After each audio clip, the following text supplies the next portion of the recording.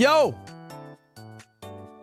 Chat, what is up? Welcome back to the stream. Hello, man. Hello.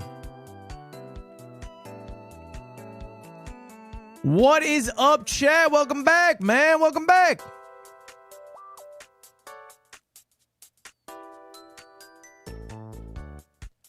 How are you all doing today? Welcome back, you all. Thank you, Large Hard-On, for the sub, man. Anyone else got their wet tits out? What up, Prezzo?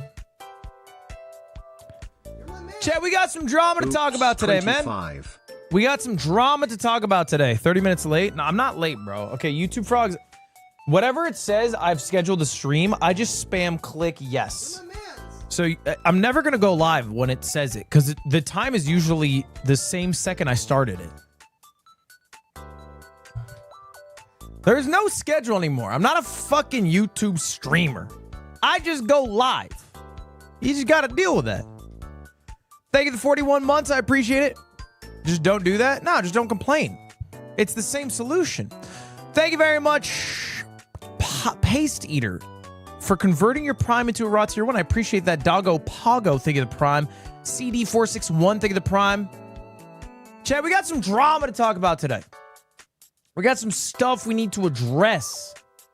Okay, it's been a bit of a tumultuous last few days on the internet.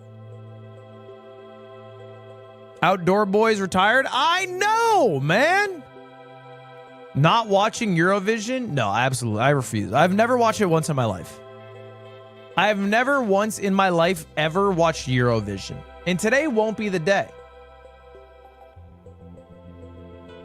It's just American Idol, right?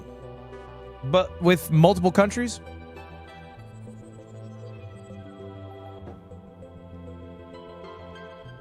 Did you win that Street Fighter tournament? Close! I got 5th.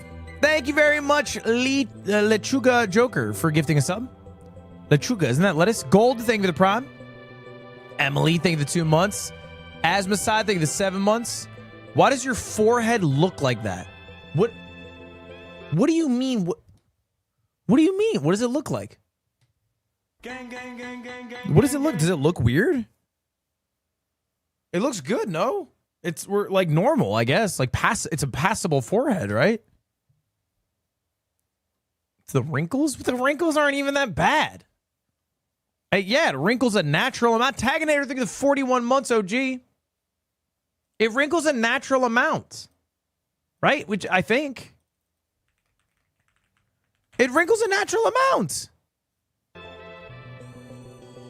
Get Botox? I don't think I would ever get any plastic surgery. Unless I thought it was really funny. Your forehead looks good for a 40-year-old. Thank you. Well, actually,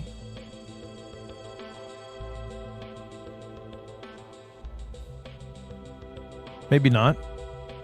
Thanks for taking off Nick's jacket. Nice try on the call. This is my dead father's jacket.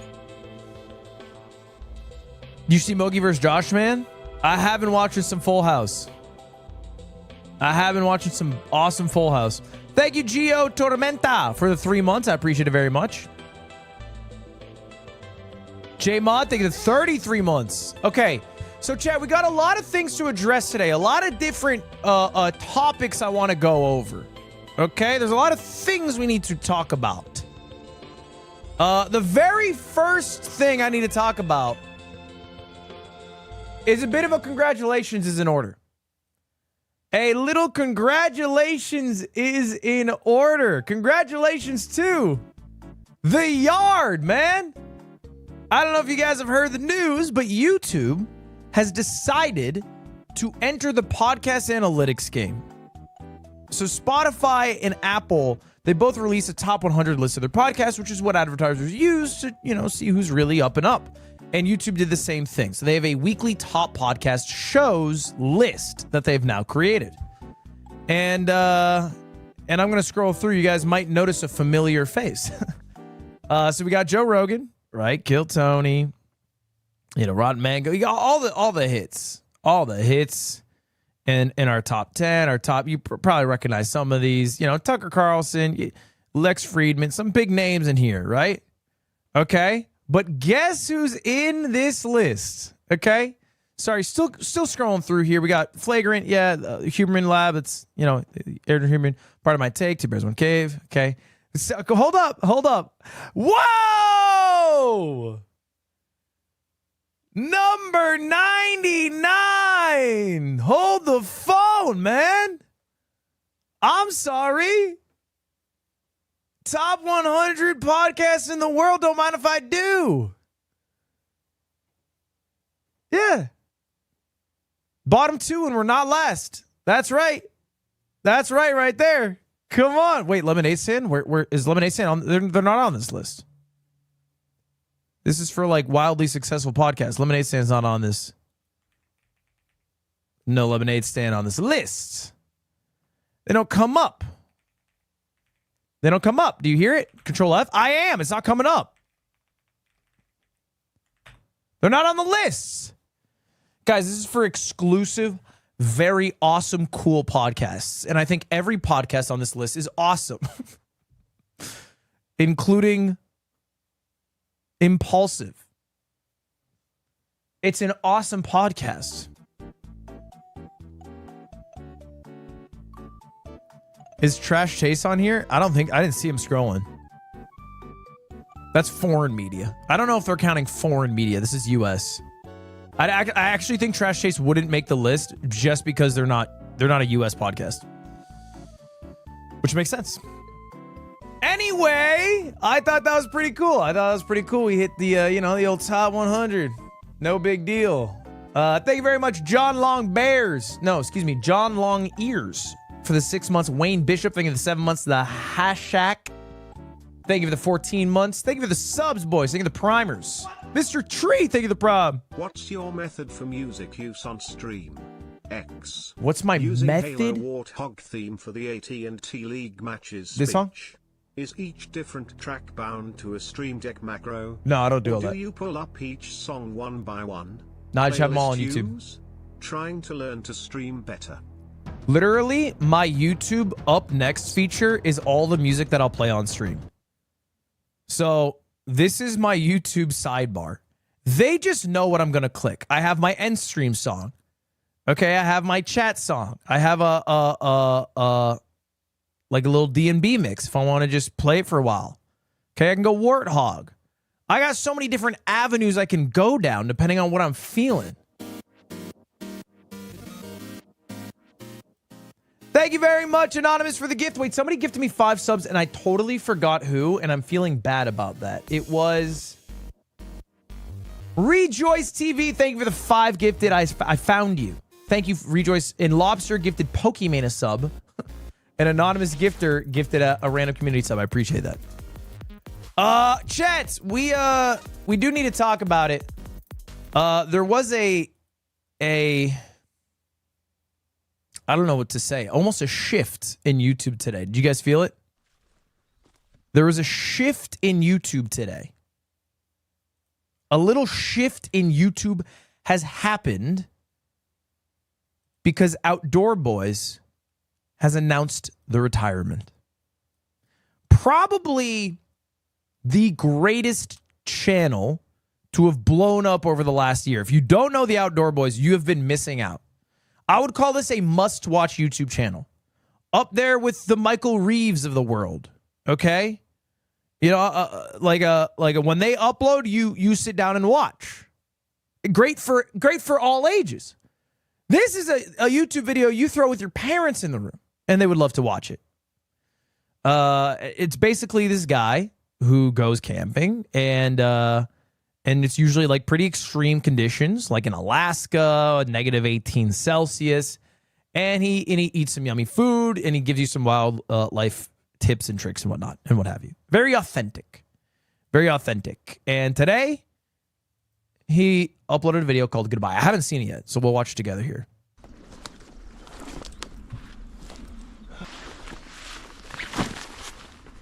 Hey everyone, this is going to be my last video for a little while. Thank you to Tim Sa for the 5 gifted. I appreciate it. You know, I've been making YouTube videos for 11 years now. First with the Catfish and Carp YouTube channel, then with this, the Outdoor Boys YouTube channel. And believe it or not, I've made 1,110 videos. It's been a wild ride. Is that it? Wait, that is so... How many videos have I made? Because that feels like so many. Oh, I've made 2,300. Okay. The amount of time and energy that I've dedicated to making YouTube videos is hard to communicate. So many late nights editing and packing and unpacking, camping with pneumonia, building log cabins while injured. I wasn't trying to flex, by the way. I have not made one video better than this guy. But it's been a tremendous adventure, and it's allowed me to provide for my family while making wonderful memories with my wife and kids. But even good things can be taken too far, and I think I'm starting to reach that point. Dude, just if you've never watched him, I need to give you some context. This guy used to be a lawyer. He was a very successful lawyer and then had a lot of success doing YouTube and then pivoted to YouTube full time. And then in the past like year, I guess maybe 18 months, went from 2 million subscribers to like 15 million, averaging like, 8-figure views a video. And I looked because I wanted to do a video where I tried other YouTubers' sponsors and then rated them honestly. Because a lot of YouTubers take sponsors and, you can't really necessarily trust if they're telling you to try the product that they're paid to tell you to try. So I figured I could be an unbiased source. And I looked. I went to find one sponsor that this guy has taken. I couldn't find one. Actually, that's a lie. I found only one. I found only one sponsor he has ever taken.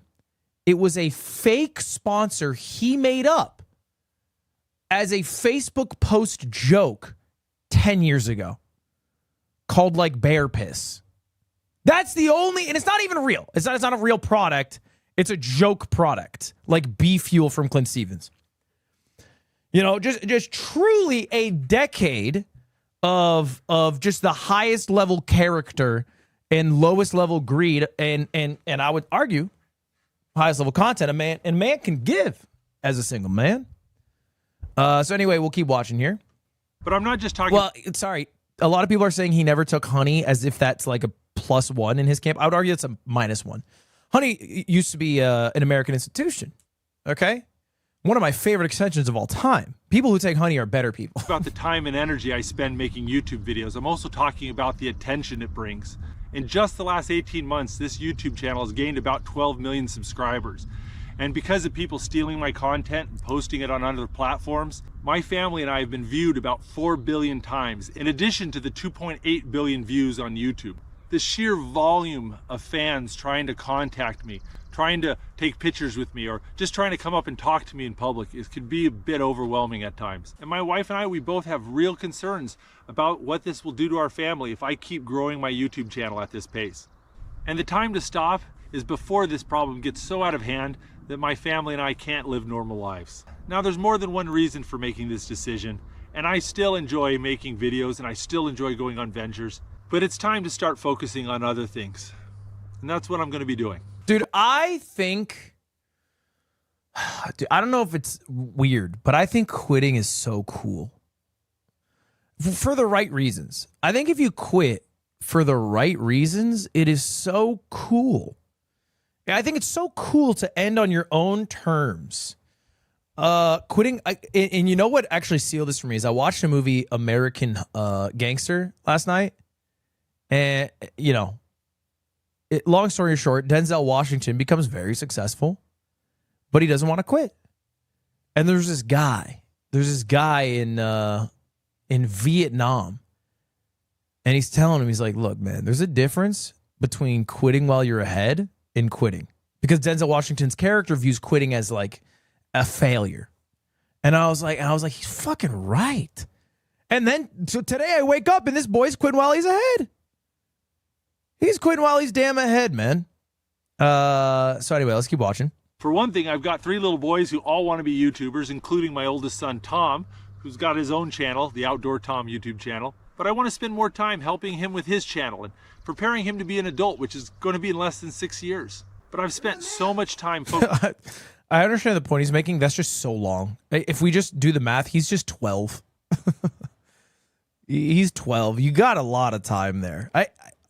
I want to say that's a very sweet point, and it's very honorable that he would like to teach his son how to do YouTube and you know, pass on the family trade, quote unquote. But he's 12. Focusing on me and my family and growing my business, it's time to step back and focus on helping other people for a change. And I'm excited to see where that takes me. But all that being said, I have a lot of half-finished videos, including the homestead projects and some travel adventures and even some extreme camping trips I've been planning for the last 6 months. But if I decide to finish those videos, or if I decide to film any other adventures after today, I'll post them at the end of the year, all in one big dump. But no matter what, this is going to be my last video for a while. Now I know there's some... So I guess he's taking a big hiatus until the end of the year, where projects he's already filmed, he'll start uploading. But it's May. I mean, that's going to be like 6 months of no uploads for a guy whose videos I watch pretty much as he uploads them. I mean, it'll be a nice big dump. I'm excited for his big dump, but there's a long time to wait for the big dump. And then after the big dump, there's going to be another wait, who knows how long. You don't watch him? Don't chump check me here. I watch Outdoor Boys. Okay? Look at the red lines. Look at the red lines. Look at the red lines now. I'm watching Outdoor Boys. Now, the only content I don't like from Outdoor Boys is the family content. 3 videos? No. Chat, just because the red line is not all the way full doesn't mean I didn't watch it. That is not what that means. Okay? It's not always accurate. You guys know YouTube's not 100% on that shit. Don't even fucking try me. You think YouTube's broken dog shit website is 100% accurate on the lines? You know you've clicked on a video and it's put you in the wrong spot and you've been annoyed before. So don't start coming at me like it doesn't exist when I'm doing it. Anyway. Some of you out there who've gotten more than just entertainment from my videos. If you feel my videos have helped you in some way, then go out and find someone you can help. I'll see you guys later.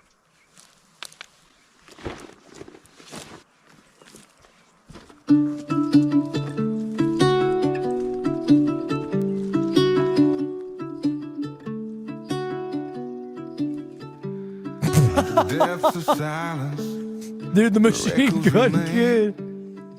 I didn't see that clip, I'll tell you that. Now was the rain, a collision of souls, opposing and flight. I was the darkness, you yearned for the light. Now you gone. Yeah, it is quite sad, but it's funny because I think there are very few people who I think could quit for those reasons without being criticized. And he is one of the few. I think what he's saying is true, by the way. You know, with success comes some downsides. With fame comes some downsides, like you getting recognized or not being able to live a normal life.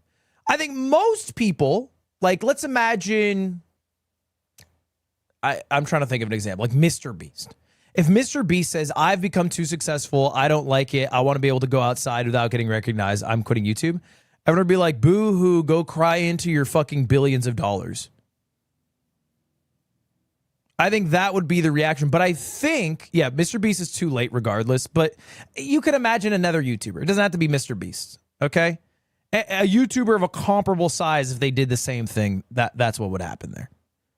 I think it's because this guy has never sold out that you can't even say that about this guy. You can't even say that. He truly is family first. And I'm losing my mind, losing my mind, I'm losing my mind.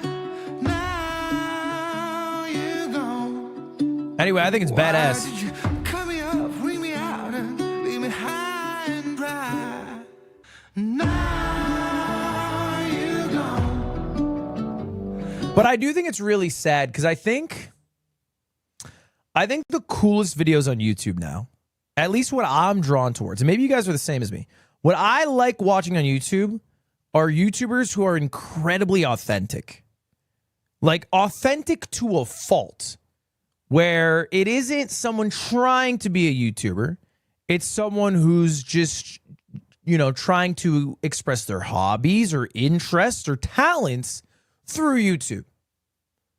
And I think that's a shift That's happened over the past like 5 years. 5 years ago, this was not the case. Now it is the case. I think it's much, Sam Sulik's, Outdoor Boys. And you're never 100% authentic. It's kind of impossible because you're ultimately choosing what you upload from yourself.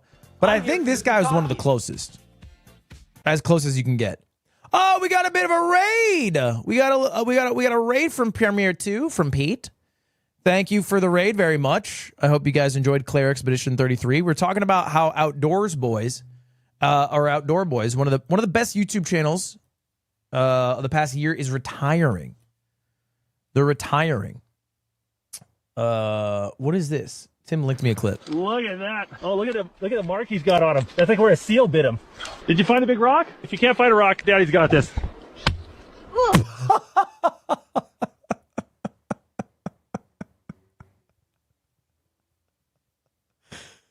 Dude, that's awesome.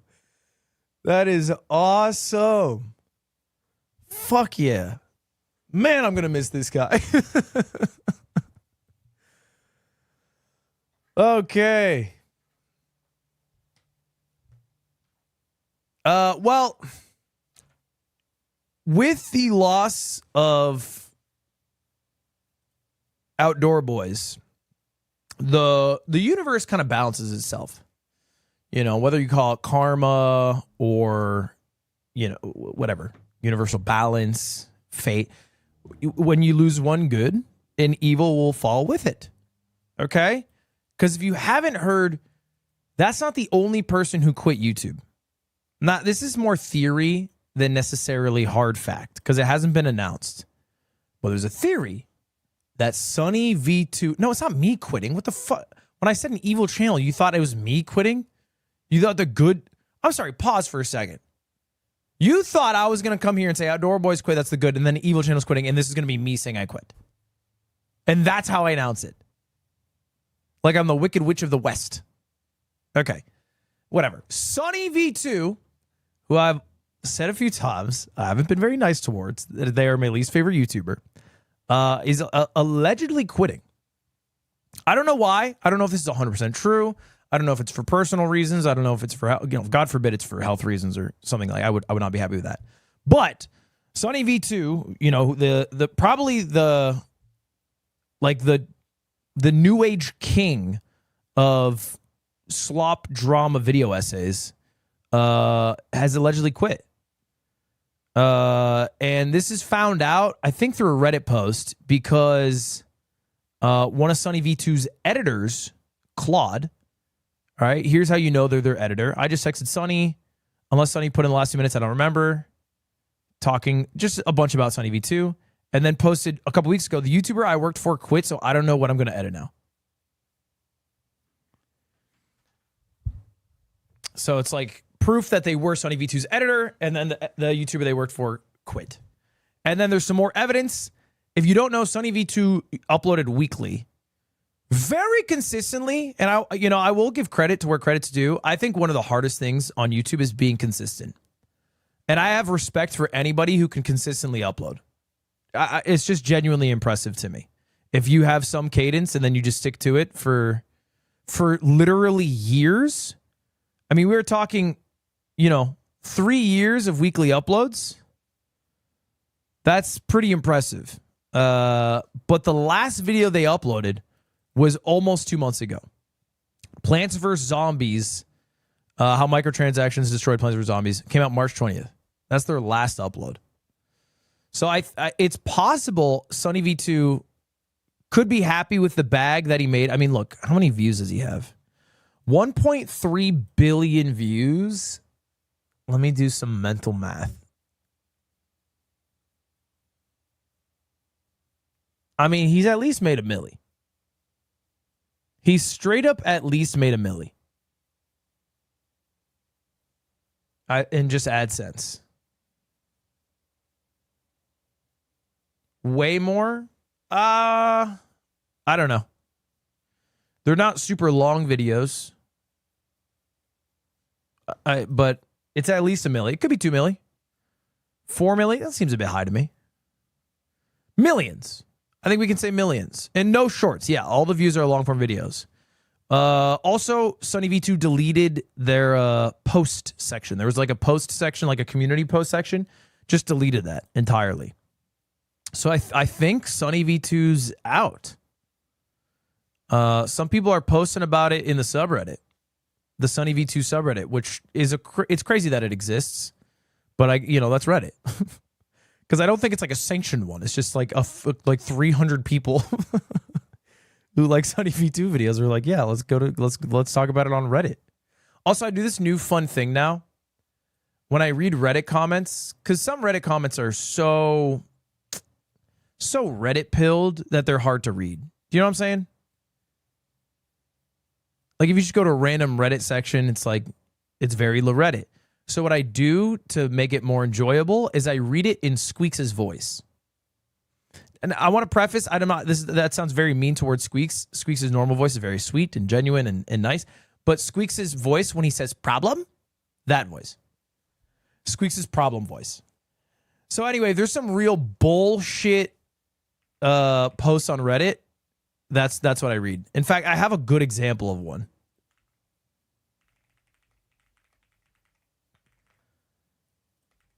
Because there was a big post about how this guy in Indonesia, this basketball player in Indonesia, could face the death penalty because he smuggled in weed edibles. So I just read all these comments. He told the police during interrogation that he wanted to share the cannabis candy with fellow basketball players. So he smuggled drugs with the intent to distribute them. And told police about it. Good luck. Good luck. Yeah, so good luck with that. You're on the death penalty. That's going to be a problem. But I looked into this. This is true. This is true.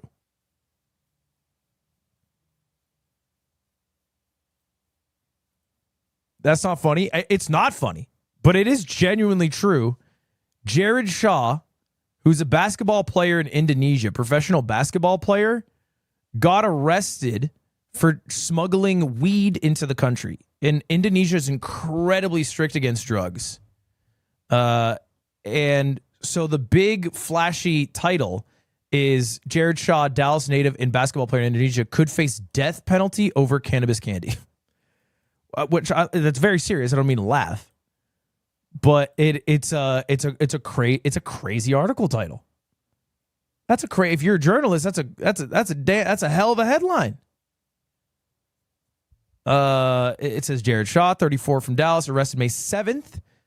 The police seized 132 pieces of cannabis candies. I'm trying to 132 pieces. 132 is a lot. It's not even that much. I was thinking about it. So it's about like 900 grams of edibles. So it's a little under a kilo. It's definitely a lot. It's definitely a lot, to be clear. But I think it's too little to, like, you're not selling it. Like, it's not to make money, I don't think. It's too little for that. It's too much for an individual. No. Hold up. Everybody pause. It's not 900 grams of THC. It's 900 grams of edibles.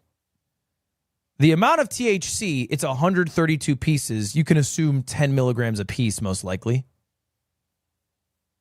You know, you're sitting at way less THC.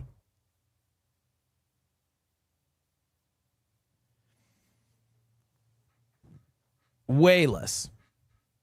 Sometimes it's 200 a piece. I guess I don't know the exact amount of THC. But it's definitely not like, we're not talking this like this is a weed kingpin who is spreading, edibles across Indonesia. It's 132, bro.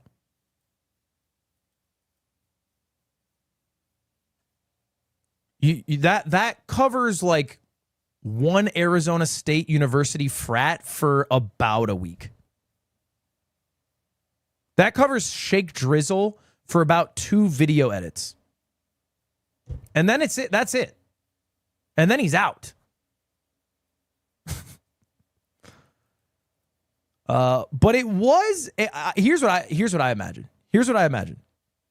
I imagine Jared Shaw, likes weed too much. This was stupid.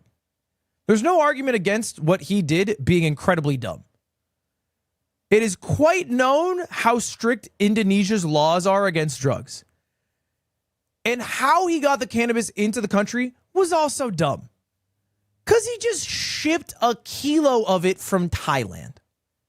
He literally bought it online and shipped 2 pounds of weed to his house. He basically fucking DoorDashed it. Like, if you're going to try to smuggle it in the country, at least do the dirty work of personally smuggling, I think. You can't Amazon Prime that shit to your home address. I feel like that's a mistake here. I feel like if you're going to do it, you do it right. You find a candy that looks like Sour Patch Kids. You get a 2-pound bag of Sour Patch Kids. You mix half and half. Then you go into the... I'm saying this like I've done this. I haven't done this, to be clear. I want to be clear. I have not done this. It's not a tutorial either. I do not recommend you do this. But if you were to do this, I think it's how you would do it. I actually have had friends that have smuggled weed into Japan. I'm not going to name who because it is illegal. It is very illegal. You should not do this. There's very low value in doing this. But when I say smuggled, they accidentally left weed in a backpack. And they got away with it. They got away with it. Lucky to have gotten away with it. You guys are not going to guess the person. There's no point in trying to guess. You are not going to guess the person. But I was like, because I thought this title was like a little bit of an exaggeration, right? My theory is like, you're not actually going to face the death penalty. Drugs are quite illegal, but ultimately this is weed and it's not enough to consider this person like a big distributor of drugs. Then I looked and they killed 4 people for drug crimes in the last 10 years.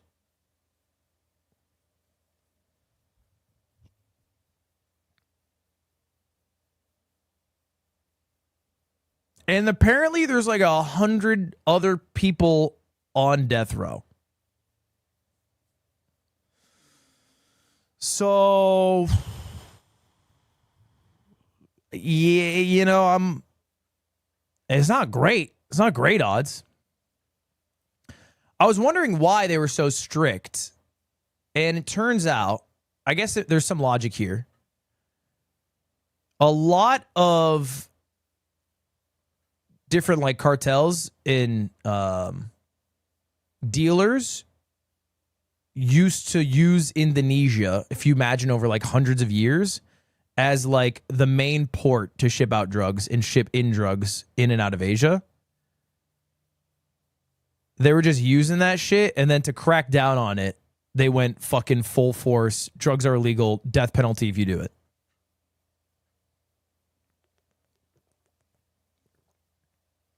So I think it's more of a scare tactic or measure to make examples out of people. I don't agree with it. I think death penalty for 132 edibles would be insanely crazy to do. Yeah, an overreaction for sure. But if it's not your country and you go into the country, you do just have to respect the laws. That is how that works. I agree that it's unproportional. But you kind of just have to follow the rules. You like weed too damn much if you're there for a limited amount of time and then it's not that cool. That's way too deep of a love.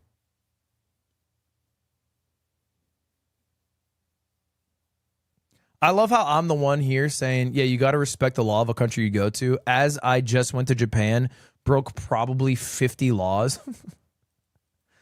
There's like 400 gigabytes of footage of me just breaking different laws in Japan. I'm sitting here like, yeah, you gotta follow the rules, guys. It's just the law. While I'm drunk driving my motorcycle at 10 a.m., running every red light. You know, it's different. It's different in Japan. Because I'm Nihongo Para. I'm allowed to do that stuff. Do not state the laws that you broke. Only 2 of them are real. One of them was fake. And it's all alleged. Don't arrest me, please.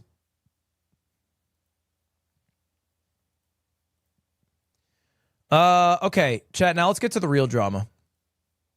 Did you guys see this video? I was going to talk about it yesterday, but we had our stream with Northern Lion, so I didn't want to, like, half-ass talk about it. But if you didn't see, there was some real drama, I guess a couple days ago, that Sean Garris sort of dropped. It was kind of a, I don't want to call it a nuke, but it's kind of like the countdown clock is at midnight. A nuke is about to drop. They've announced that the nuke's tests were successful. Because Sean Garris uploaded a video. I'm not going to play it because it's quite long and it doesn't actually have too much information. It's mostly Sean Garris stating who he is. And if you don't know, Sean Garris is a very respected person in the CS2 community and the Valorant community. He's a former pro who became a coach and is now the GM of Shopify Rebellion. So he's actually the general manager of my Valorant team in Challengers, and helped form the teams that I've had literally from the start.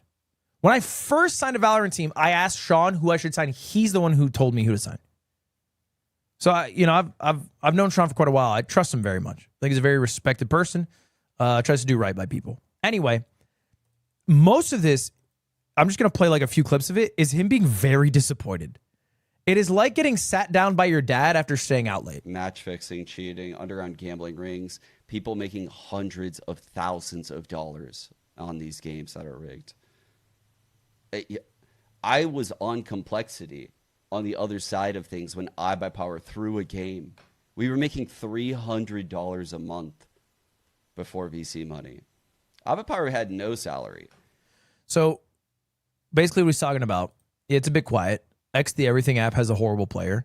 Basically what he's talking about is he's saying there are rampant issues with match fixing in challengers and ranked play for Valorant. He didn't say who.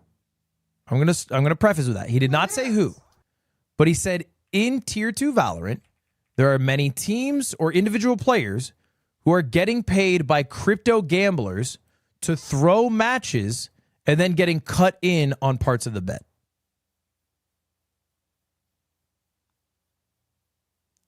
You only pay them $300 a month? No, he was saying that he was around when people were cheating in CSGO and understands the money motivation for why that happened. But now they're doing it in an environment where there's much more money, I think. It was part of the argument, But anyway, the short and sweet version is he has some receipts of people cheating in Tier 2 Valorant. And this video was basically a call out for, if you are innocent, give me all, the footage you got of you being innocent so I can clear your name. Because I'm going to drop a bombshell update of who cheated. And you better fucking pray it's not you. Because you will never work as a professional gamer again, obviously, if you are part of a cheating scandal. Is there an ETA? I think he said next week. So in a few days, I guess.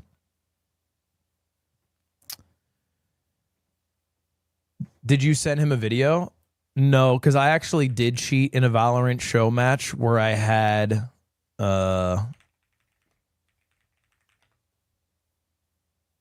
where is it? I had Zekin fill for me for a couple of rounds. So, technically I'm not fully clear there. It was for fun. Does this implicate Zekin? Possibly. No, but it is very serious. Because, like, I've always known this was an issue. But, like, obviously crypto betting is huge in esports. Like, a bunch of people crypto bet. It's unregulated websites. You can gamble on literally any game. But for the most part, you know, people gamble on ranked matches. Most people are smart enough to know you should not gamble on a ranked match, right? The incentives are in a line to make this like an actually respectable betting environment because, you know, people are maybe not trying or they could be cheating or whatever. You know, there's not a lot of integrity to a ranked game. But Challengers games are sanctioned by Riot. Like, Challengers games are sanctioned by Riot.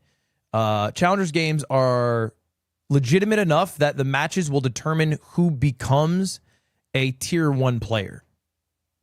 And so if it shows that there's cracks in the integrity of that, then the whole fucking system's kind of a sham.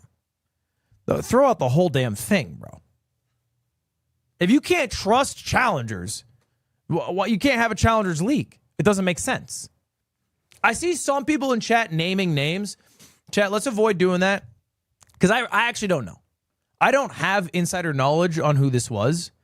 And I think most of the names that you are bringing up is just what you've seen on Twitter, which are probably baseless and unreviewed. So it like that's kind of the scary thing of Sean doing this the way he did it. I understand why he did it because announcing that there has been match fixing and people have cheated and people have stolen hundreds of thousands and people have ruined the integrity of challenge. It allows him to get more information to then make a much bigger video about it. It also allows people to speculate in this interim period and possibly like ruin reputations unnecessarily. So let's not be a part of that. We're going to sit our little butts down. We're going to wait. We're going to wait. Okay? Because yes, it will get ugly, but at least it's better to be ugly and true than ugly and alleged. You know what I'm saying? But I'm definitely gonna fucking stay hip to it. I'm gonna stay abreast because I've been in Challengers for 3 years and I've been very invested. So I'm sure Riot and the community at large, if someone verifiably cheated, will be quite harsh in penalty and punishment. I also will. Every motherfucker who cheated is on my shit list till the day I die. I hate them. I've bled for 3 damn years in this league. Everybody left. Every team's out. All right? Nobody's in this bitch. The guard's out. Fucking FaZe is out. Everybody's out. And you cheat me? I put in thousands for you to cheat me? I'm gonna. Ooh. So anyway, we'll see. We'll see. It'll be next week. But it is crazy. It is crazy, if true. And I don't know what it'll do to Challengers, frankly. If it's as big as I think it is, Challengers might go away. But we'll see. And now, chat. There's a little drama about me. Now there's a little drama about me. Yeah. I'm in some drama of my own. You know how it goes. You know how that goes, man.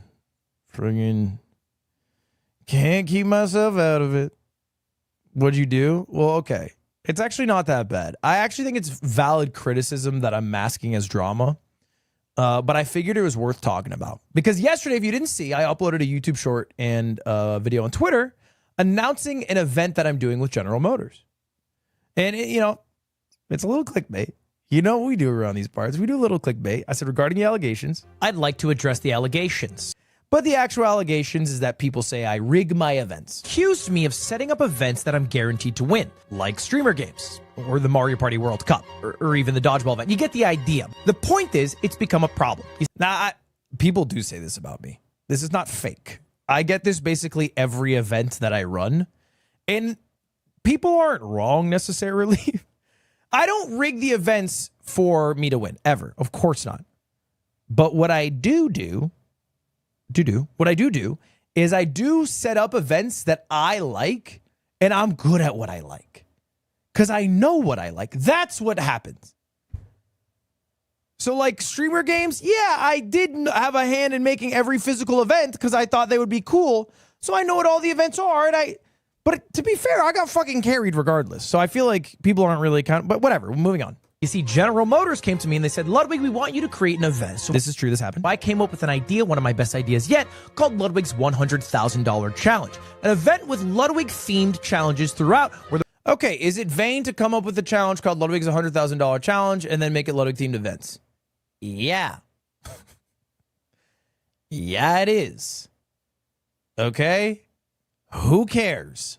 I'm vain. Let's move on. The winner, as you guessed, wins $100,000. And originally I was planning on participating, but I was told legally I cannot do that. So instead you get to watch these teams of 3 compete for $100,000 on May 24th. And thank you to GM for making this event happen. Now, did you see the drama? Let's back up a bit. Here it is. Here's the drama. Okay, some people are saying cutie in it is the drama. That's not actually the drama. Because, candidly speaking, I think there's no fucking chance they win. They're going to suck. That's besides the point. The bigger issue that some people have had, which I think is actually quite valid, is that it is $100,000 going to millionaires. Okay? It's $100,000 going to millionaires. They're all rich. Now, I actually don't think they're all millionaires, but they're all well off. They all make a good amount of money. And I think the appetite for events with big creators, where there's a big prize pool, has kind of dissipated. And I think that's going not to like coincidentally hand in hand with like the state of the economy and the world at whole. 5 years ago, I don't think it's a problem. I don't think anyone gives a shit. I think people are like, oh, exciting. Now, I think it feels a little different. It feels like you can't buy a home. It feels like you go to Walmart and all the prices are higher. And now when you go home to watch an event, it's the millionaire making money. I think some people feel this way. I don't think this is a majority of people, but I do think a lot of people feel this way. And I think it's a fair way to feel. I actually don't think that's a necessarily a bad thought.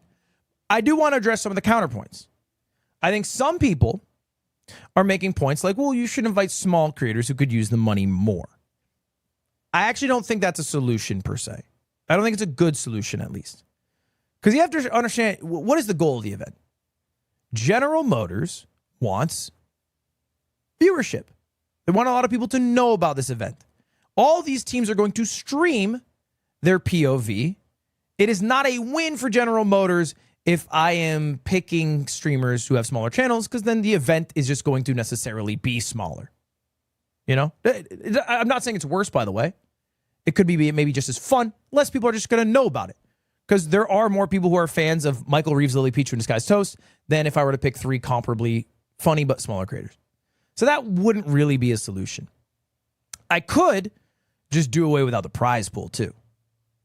I could just do away without the prize pool. But for a second, just as a little thought experiment, how much do you think it would cost if this was not my event and General Motors wanted to run a similar sort of challenge and wanted all these 9 people to participate? You know, like, for example, AT&T Annihilator Cup. AT&T Annihilator Cup's not run by a creator. AT&T pays those creators to show up and compete in the event, and then also puts up the prize pool for the people who win the event. But they do have to pay for the people to play. If GM, General Motors, had to pay these 9 people to participate, I mean, brother, right there, I'm not as good at this as Kelby or a professional, but you are talking well more than the prize pool. It's not $100K. It's like $250,000. Okay? It's a lot more.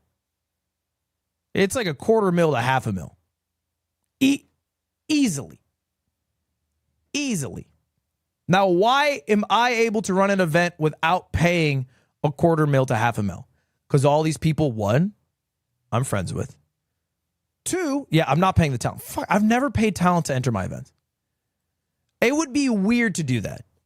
And that's actually kind of the perk of being a YouTuber, is that you don't have to do that. Because if I did, it would make the relationship quite weird. The relationship is mostly, hey, we are friends. I ask people to do stuff. And my guarantee is that they'll have a good time doing the event, a fun time participating, and I won't ask them to do too much. That's usually sort of the trade-off here, is that they'll have a good time. I could do charity, but I think my thought process, I'll just tell you the pay structure right now. I think this is fine to leak. The first place team wins $90K. The second place team wins $9K. The third place team wins $900.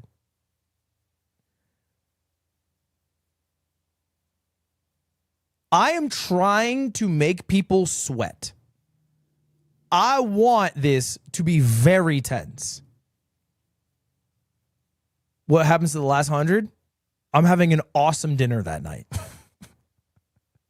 That shit goes in my pocket. Brother, these are these money moves I come up with. I move differently. You don't understand. That $100 right in the pocket. Scam? It's in the title. Ludwig's $100. K challenge. Anyway, that was the idea. Is I want people to sweat really hard, try really hard. I think people are offering the idea of charity, which I think Mr. Beast runs into this, right? So when Mr. Beast does big events where YouTubers can win millions, he has run into the optical issue similarly. And his solution is always charity and hide, behind the charity, or it goes to a viewer, right? So it's like continuing to have the stakes of it, but the stakes are put in a place where people have, less of an argument against them. I actually think it's a legitimate strategy. But I didn't do it. And I'm not going to tell the people who I told could win, $30K each, that now they have to give it to charity. Having said that, we are also doing a charity event next month. We're doing a charity event next month. But I am thinking about adding, and I have to think about it a bit more, a way for viewers to earn money. But I also don't necessarily think the best strat is like, hey, some people are concerned about this. Maybe optically they're not as comfortable with it for whatever reasons. Let me throw money to make them feel better. I think that's kind of a lame solution. I think what I'll probably do is keep it as is, but also keep it in mind for future challenges. That's really it. Because I do think it is valid. But ultimately, the goal of why I wanted it to be the way that it was is explained. And I think a lot of people will just be cool with that. I think they'll kind of understand why I got there. And maybe why I also wasn't as thoughtful to the concerns before they were voiced. So I think I'll probably keep it as is. Is 30K a lot to these streamers? See, there's a very simple answer to that. Fuck yes. Yeah, it's insane. I think I feel like you don't understand how much 30K is. 30K is a fuck ton of money.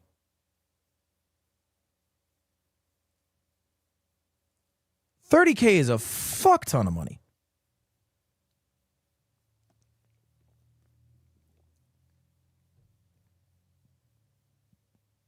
That's tuition. I mean, that's a car. That's a car, bro. That's a lot. So yeah, I think it is. I mean, it differs per person, right? there's different levels of wealth. Not everyone's the same amount. Jason is probably the richest. Jason, maybe no. Okay, maybe in Jason's world, he's like, now I get a new belt. I don't know. I'll tell you what, I hung out with Michael Reeves for 2 weeks straight. Him winning 30K would fucking change his month. He would be pumped. It would change his year, bro. I know Michael's a big YouTuber. I don't know if you know this. You don't make money when you don't upload. Yeah, he would be able to eat food for 1 month. He eats expensive. Are you calling him broke? No, Michael's not broke.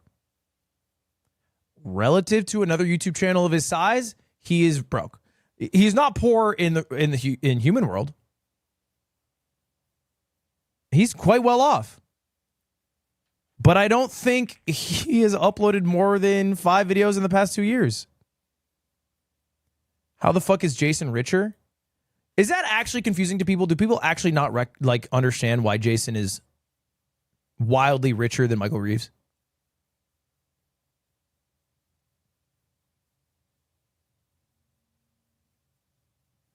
And I'm saying wildly richer.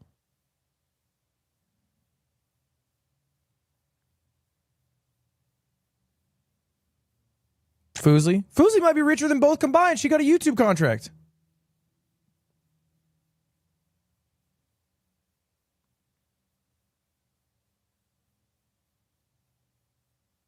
It's not because he's bad with his finances. He's probably actually one of the better people with his finances. It's because you don't make money when you don't upload a video. There's not like a secret way he's making money. It's because when you go to his YouTube channel and you just look at the last 12 videos, it goes to 5 years ago. He's not bad with finances. I don't know. There's just 12 videos over 5 years.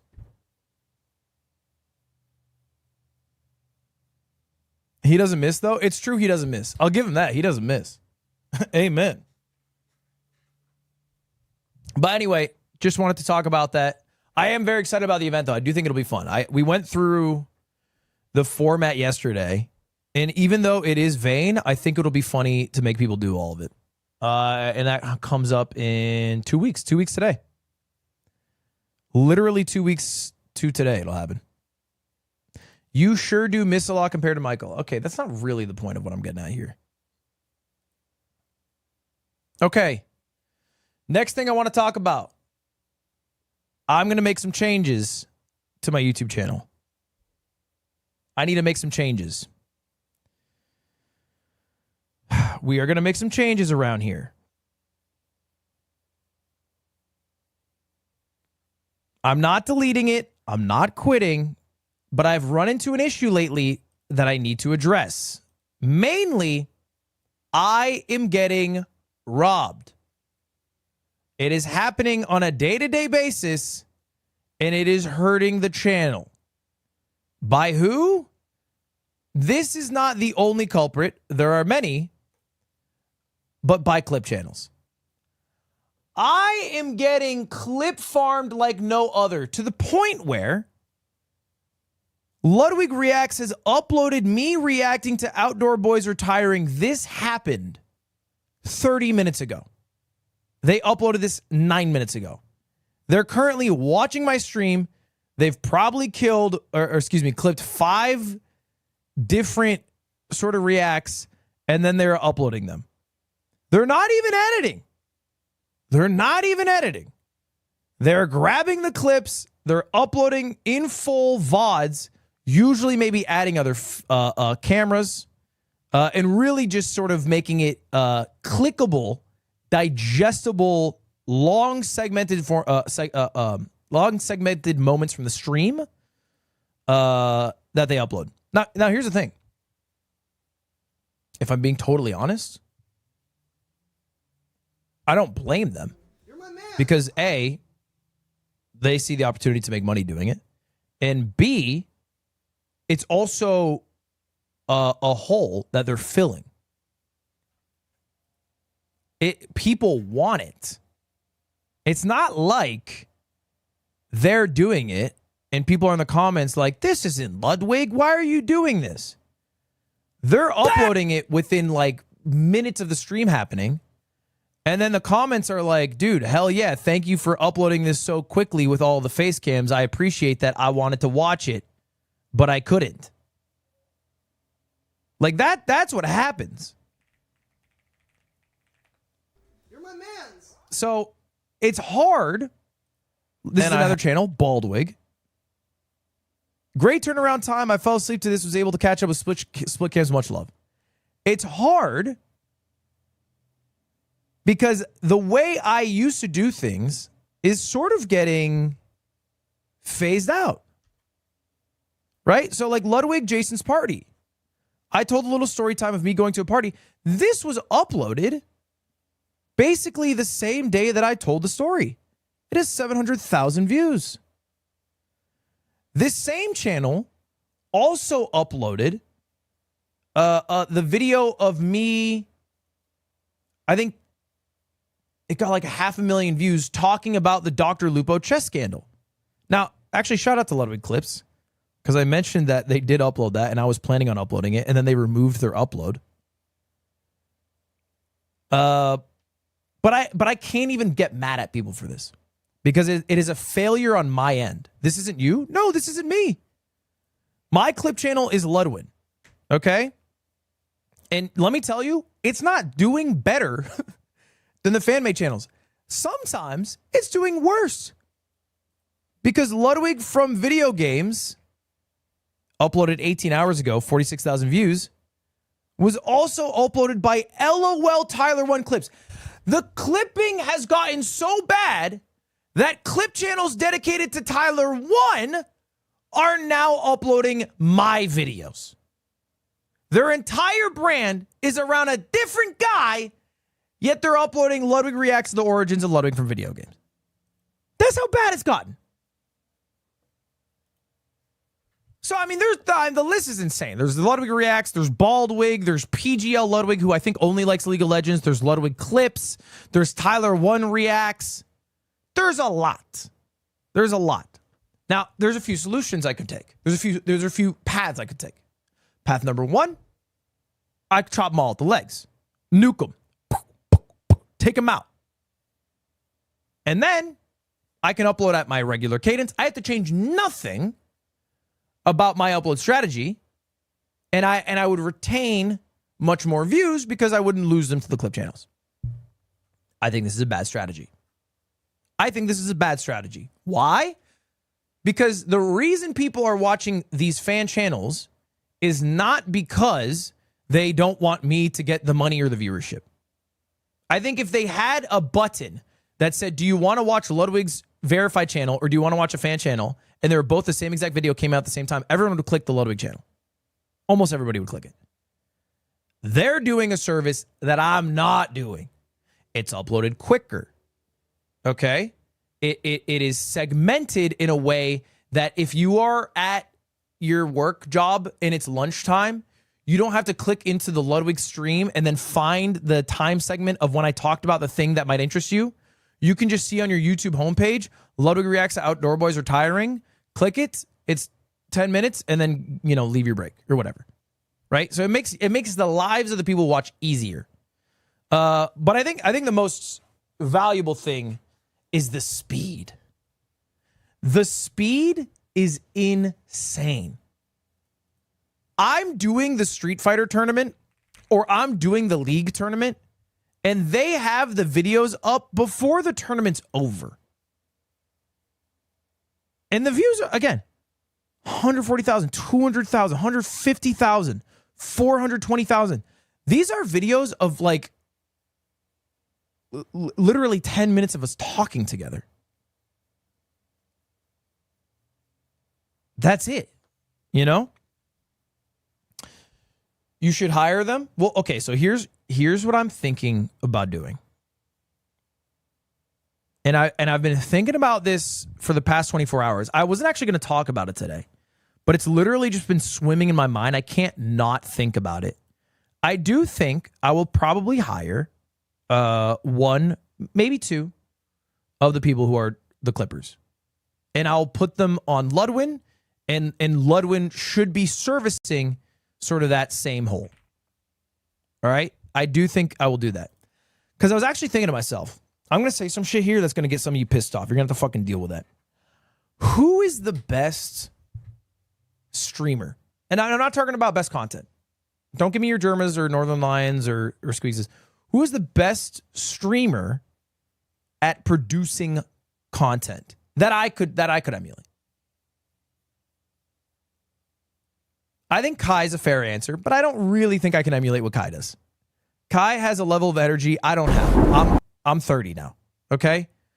I watched Kai last night for 4 hours read names off a list. If I did that stream, it'd be 30 minutes, and then I probably would have done a bounty in between. So it's not Kai. Queso, I think, lets people clip for him. He doesn't care. I think Queso lets a lot of people clip for him. He doesn't super care. Because I see his clips go everywhere, but he does upload at a higher cadence. Somebody said it in chat. W, I think you're spot on. I think it's Asmon Gold.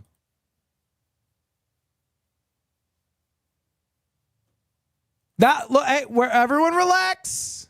In through the nose, out through the mouth. Okay? In through the nose, out through the mouth. This is not me saying I'm going to pivot to watching upvoted Reddit videos from a year-old arrest at Walmart so I can say, damn, that's crazy. Upload on a clip channel, get 2 million views. That's not the change that I'm making here. But what I am seeing is Asmon kind of spam uploads. He spam uploads.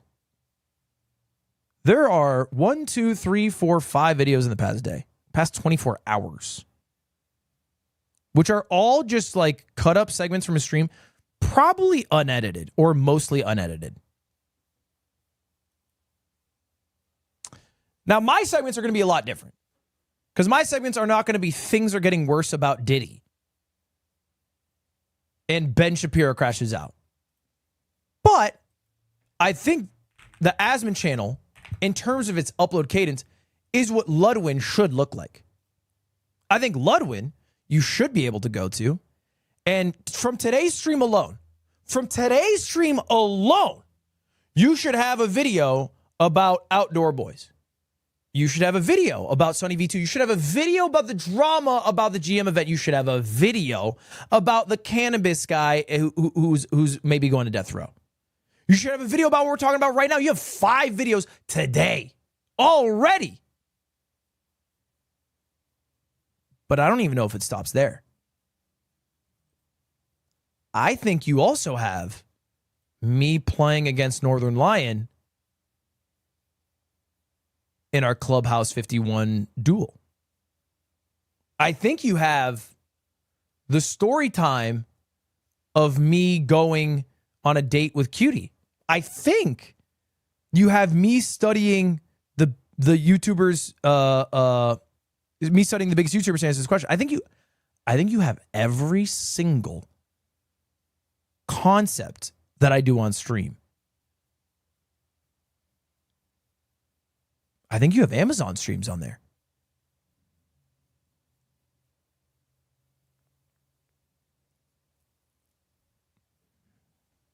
I think it's all on there. And it's basically not too dissimilar from a strat a lot of people use, like Connor Dog or Sea Dog Live, versus Sea Dog VA main channel. A lot of people do this. They have the slop channel and the main channel. All right.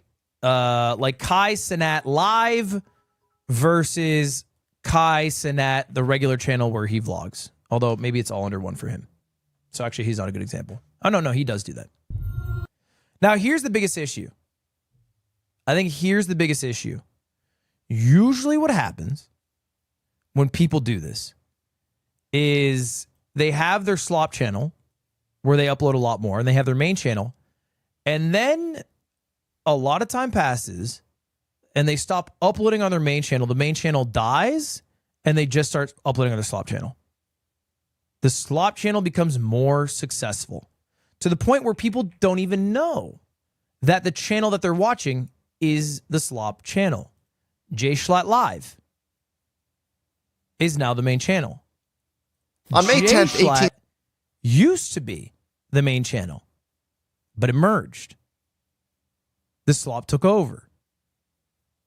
There's many examples of this. I'm Dante's the same. I'm still Dante. Is there a... I can't even find it. Haven't uploaded in a year on the main channel. So that's the concern. That's the concern, is what do I upload on the main channel? You know, because I don't want the main channel to die. Now, I do think it would be slightly different for me, because different from all these people, I would still stream on this channel. I would still stream on this channel. But I think for you to be successful, and I've thought this for a while, I think you need a line. I think you need to know in a very simple sentence what the difference is between a video you upload on your slop channel and a video you upload on your main channel. And it can't be subjective. It can't be like a video that's good, a video that I like. No, that doesn't work, because those lines blend and blur. I think it is stuff recorded offline versus stuff recorded online. Now let's go through this. Let's do a little exercise together. Let's go to my channel and let's go to most popular and let's see what would be main channel, what would be side channel. Let's go through. Mr. Beast, obviously, main channel. This is all offline. I streamed until I beat Elden Ring. It was a mistake. This one's a little tricky. I would say main channel. Now let's say why. Why is this main channel, not slop channel? Because the slop channel could not condense 50 hours, and no clip channel could do this either. No clip channel could do this. The amount of work required for the edit is too big. You're condensing too much. Although it all happened on stream, true, it is now almost irrelevant that it happened on stream because you're condensing so much. So I would argue that's main channel. All the marathon stuff to me is main channel. Mogul Money, that would be main channel. That would be main channel. Of course, this would be main channel. This is an event. Events go main channel. I think events go main channel.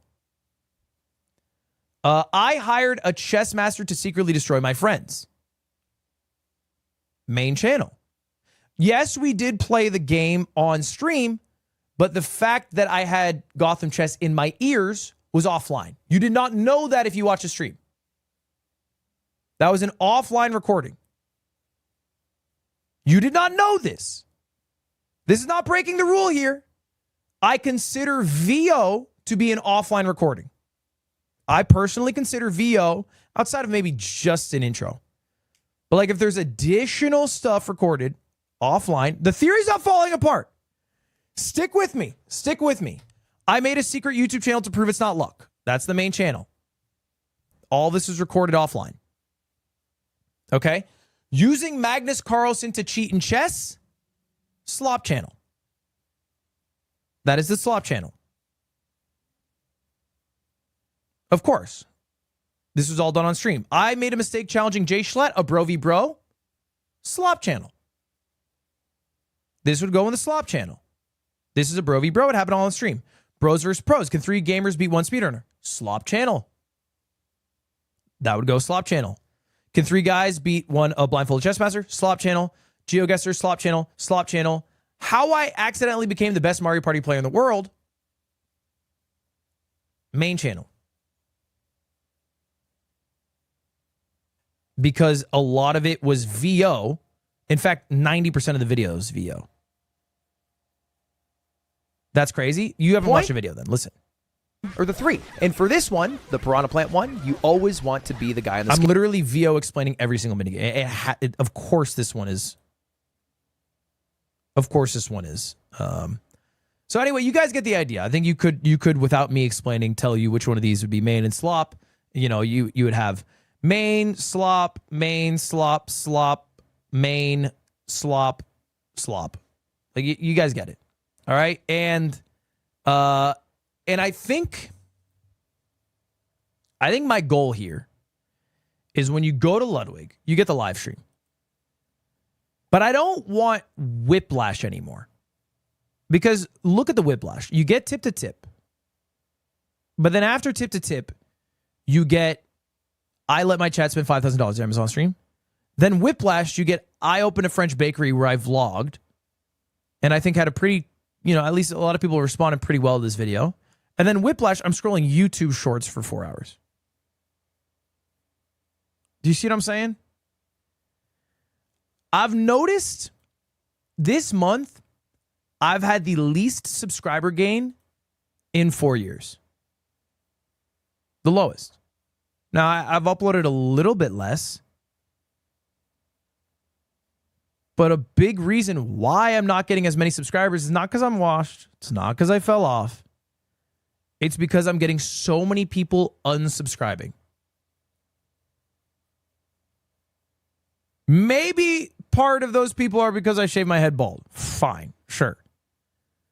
I think what actually is happening is people saw tip to tip. People loved tip to tip. Then they saw the future videos I came out with, and they said, poke with the stick thing. This is what I have to look forward to. And then unsubscribed. I think that happened. I mean, if you look at the numbers, I gained 14,000 subscribers without a single subscriber call out on the first episode of Tip to Tip. 14,000 people subscribed. That's super rare. Just because they love the video so much. So anyway, that's what I think I should do. This is where my head is at. Is Ludwin is Slop channel, and Ludwig is the channel with higher quality content. That's the idea. This could fail. It could fail in a few ways. It could fail where videos that used to be uploaded on Ludwig, like an Amazon stream, that are now uploaded to Ludwin, perform worse. It could fail because I am not doing enough offline recordings for Ludwig to have a high enough cadence of content, so the Ludwig channel ends up dying, and then I have to switch to Ludwin altogether. Yes, it does require me to create higher quality videos more frequently. And I would need some sort of consistent cadence that I could actually do. And you know what? Connor does do this, albeit he's a little bit choppy on the cadence. But Connor does do this. He has his used to upload every 2 weeks on his channel. Now it's more like once a month. But he does it quite successfully, I would say. But I think this is the strat. I think it's the play. If I'm being honest, I get more excited watching a Ludwig video than a Ludwig video already. And I think that's fine. I think a lot of people might prefer Ludwig videos.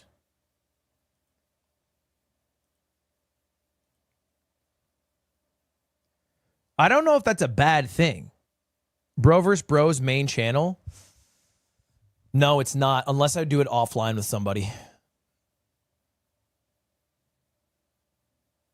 Because, again, you have to think the line needs to be objective.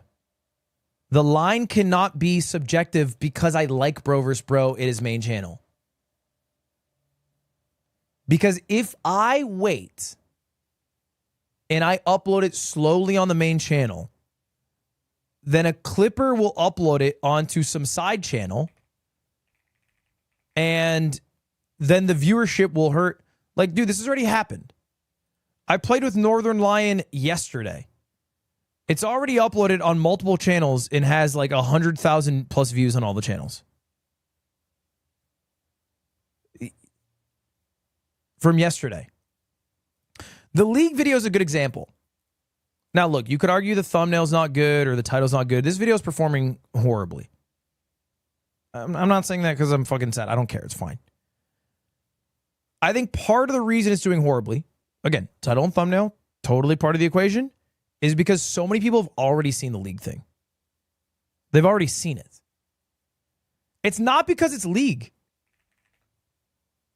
Because when I hit plat, I got 1.3 mil. When I did league week, I got 1.6 mil.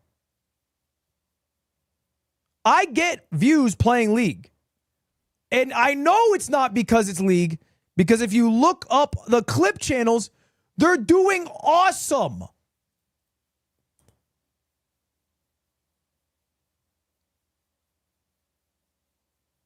This is a solo queue game with Emmy. This is an almost unedited solo queue game with Emmy that has 120,000 views.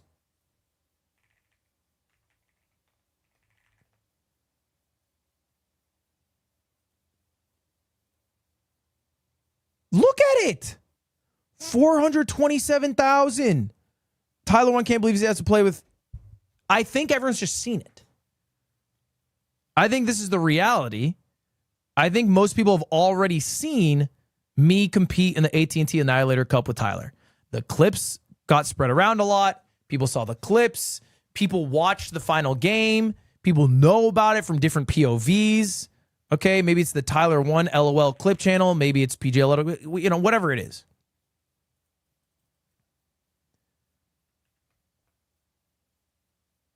There's a bunch of like ways people could have seen it, but I think the reality is that people have seen it. So anyway, that's my theory right now. That's my running theory as best strat moving forward.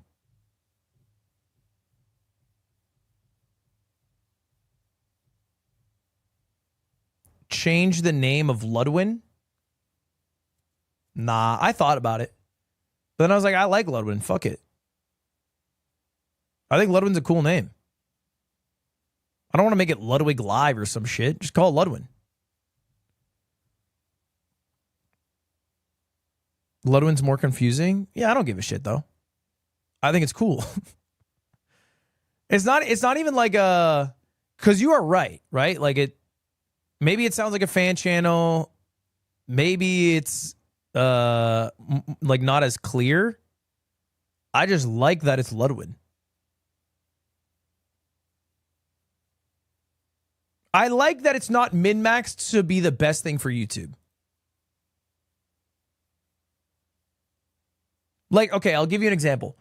I think it would be cooler if rather than calling Mr. Beast Gaming, it's very straightforward. It's obvious. It's good for SEO. If he called his second channel Mr. Breast, I think that'd be cooler. And that's basically all the logic I have for you. I think it'd be awesome. Is it better for his channel? No. No, it's arguably worse. He's arguably shooting himself in the foot. But it's so badass that he's shooting himself in the foot to call himself Mr. Breast. Now, Ludwig's a softened version because it doesn't have breast in it, but that's the same logic.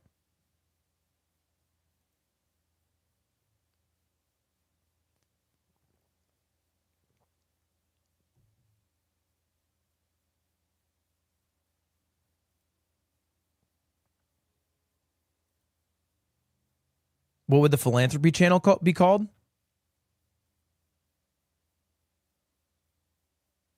Help Kid. Mr. Help Kid. I gotta workshop that one a bit. Mr. Bless. Thank you. And that's why I have the greatest chat on Twitch.tv. Mr. Bless. There we go. I knew we'd get there as a team.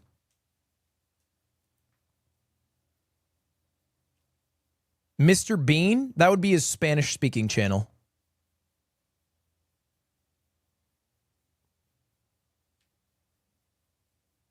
I realize now that came off racist because it sounded like I said beans are for people who speak Spanish. What I meant by that is the Spaniards love Mr. Bean. He's quite adored in Europe. But I realize now that Mr. Bean also has a name of a legume. This was unfamiliar to me. I'm not racist, I'm French.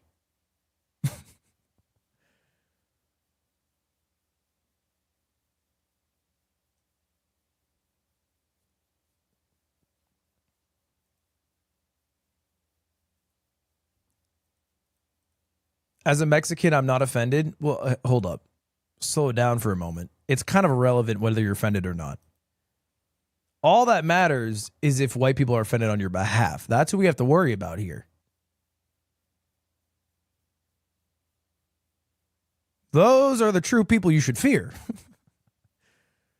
Whether or not you're offended is kind of out of the equation, buddy. Chat, by the way, speaking of, well, actually, no, that's probably not a good segue. Not speaking of racism, speaking of something on a totally different gear, we got exciting news. We have an exciting update because I announced a week ago I was partnering with Supernova to make Super Smash Bros. Melee registration free. Registration opened just 3 days ago, and I don't know if I'm allowed to leak this. I actually don't think I can. There's 1,000 people who have already registered. I don't know if I was allowed to leak that. I don't know if I was allowed to leak that.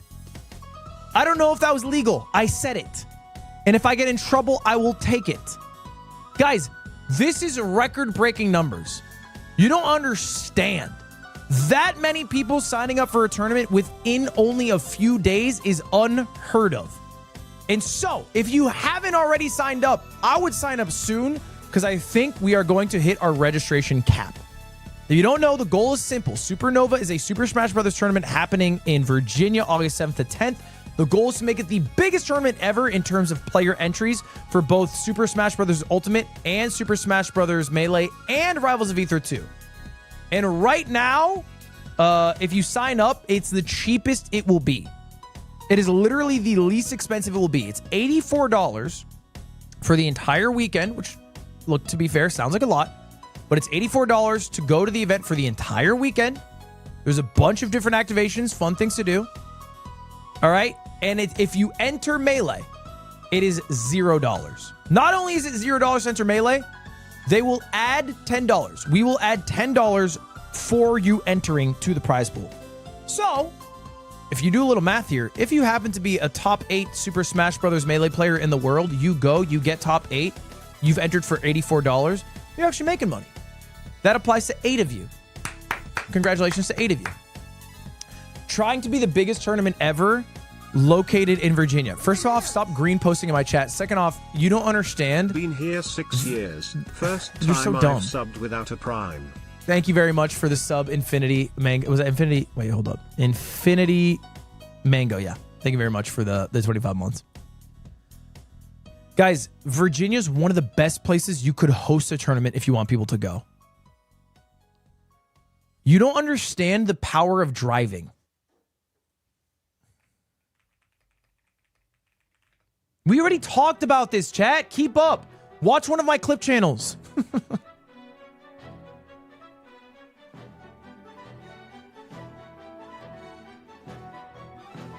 All right, let me show you. Okay. This is a map of America with all of our highways, interstate highways. Where do you see a lot of blue? Where you see blue is where you see road. Now, you might notice when you go, okay, to the western half, or maybe even western 2/3, less road. Not so blue. A lot of land, a lot of space between the land. Quite hard to get from LA to Vegas relative to getting from Ohio to Chicago. So anyway, there's a lot of road. And people like to drive to events because it's a lot cheaper than flying. That's it, man. That's why. And let me tell you, I know that it's the right call because I really think we're going to break the fucking record. I really think we're going to do it. I'm telling you guys, we are close. We need 2,500 people to sign up. We're almost halfway within 3 days. You don't understand, guys. There are months of registration left open. Months. They closed July 29th. It's not even June. So anyway, early bird registration ends June 5th. After that, it's going to cost more money. I will be there the whole weekend. I'll be doing some activations. I'll be doing a meet and greet if you guys want to hang out. If you're in Virginia or around the area, if you've been to a Melee tournament or a Smash tournament before, it's worth going. Definitely enter Melee. It's totally free. I would recommend it, even if you're butt. And if you've never gone to a tournament, it's probably the best tournament to go to in terms of the value for your buck and how much there is to do there. That's it. That's my piece. I said my piece. I said my piece. I said my piece. Do you know how much traffic is in the DMV? Buddy, I live in LA. Like, you're not going to one-up me here. You're not going to win this fucking fight. Oh, there's a lot of traffic in the DMV? Oh. I live in LA. Have you tried going from the Valley to Santa Monica at 9 a.m.? Have you tried? You got 80 drivers going through to the front of the merge from the 101 to the what is it, the 405. You got 100, and they're all cutting in like assholes. And then when you pull off to get some gas, the gas is $6.45. And the one guy who drove a motorcycle is in a fucking accident. And nobody respects a zipper here.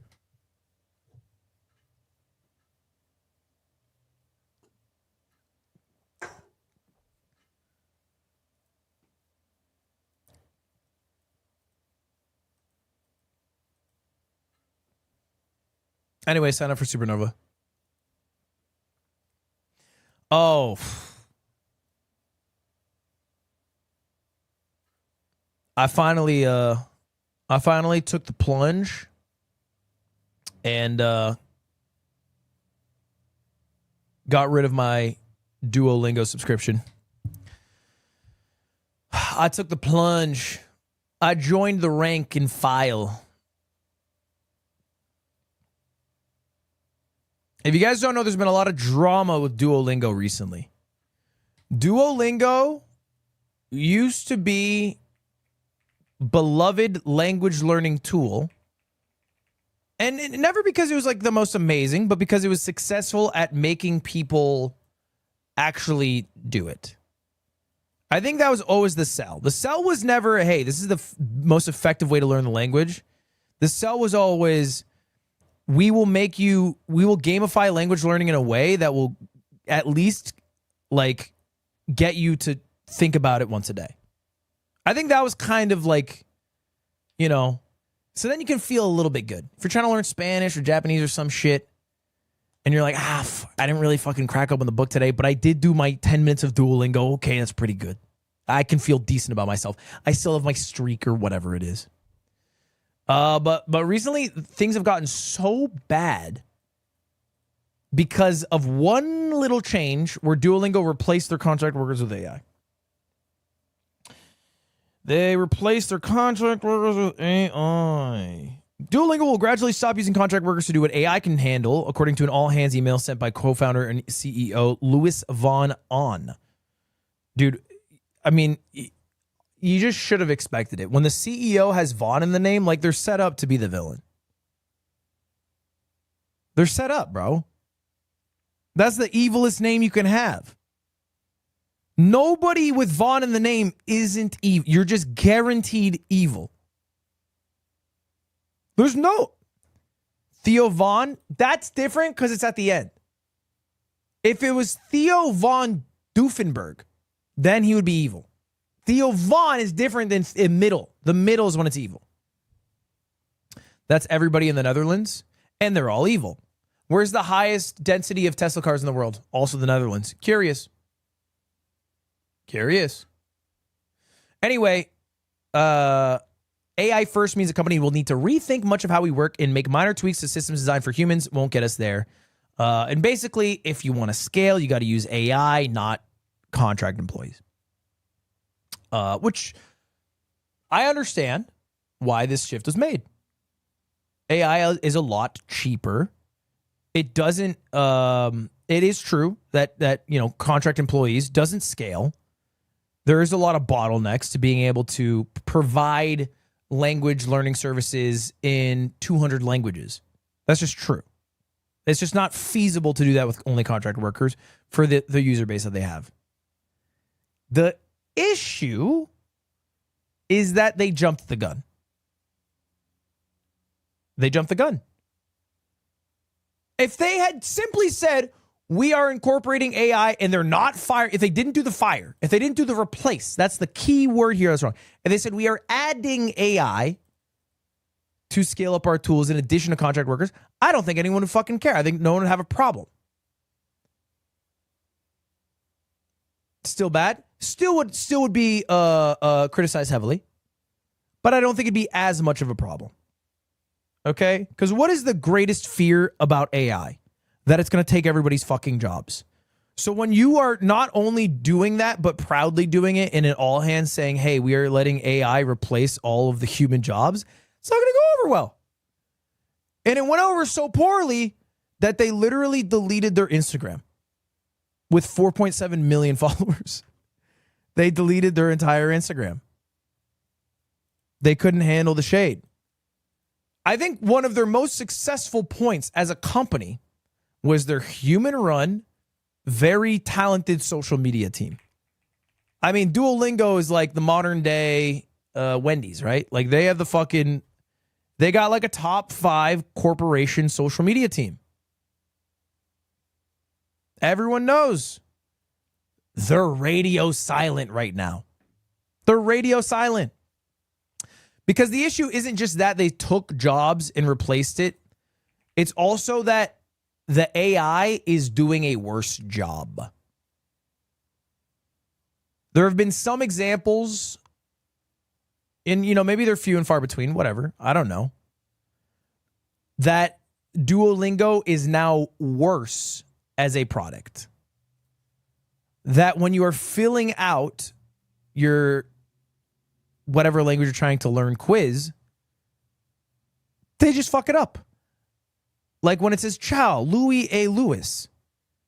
And they don't have fucking Lewis on the name. They have Pablo. Sometimes I study with this app. Translate this sentence. Correct. You have a typo in your answer. The correct answer was the letter A. I think, guys, now it's getting out of hand. Tap the matching pairs. Which? And he put qu'est-ce que, which is correct. And it said it's wrong. So there's just a lot of errors. The AI is just fucking up. And when you go all in on AI and you got rid of the people and the AI fucks up, it's a bad look. It's a bad look.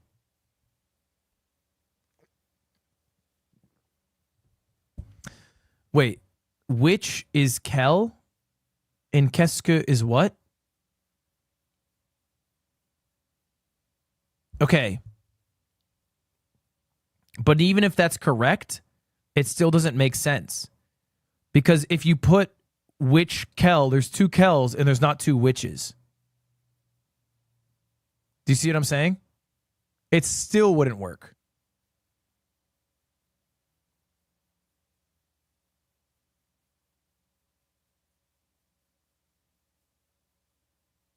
There's 2 what? Yeah, but you guys are saying qu'est-ce que is what? And there's not 2 qu'est-ce que. Are you guys on my fucking wavelength here or what?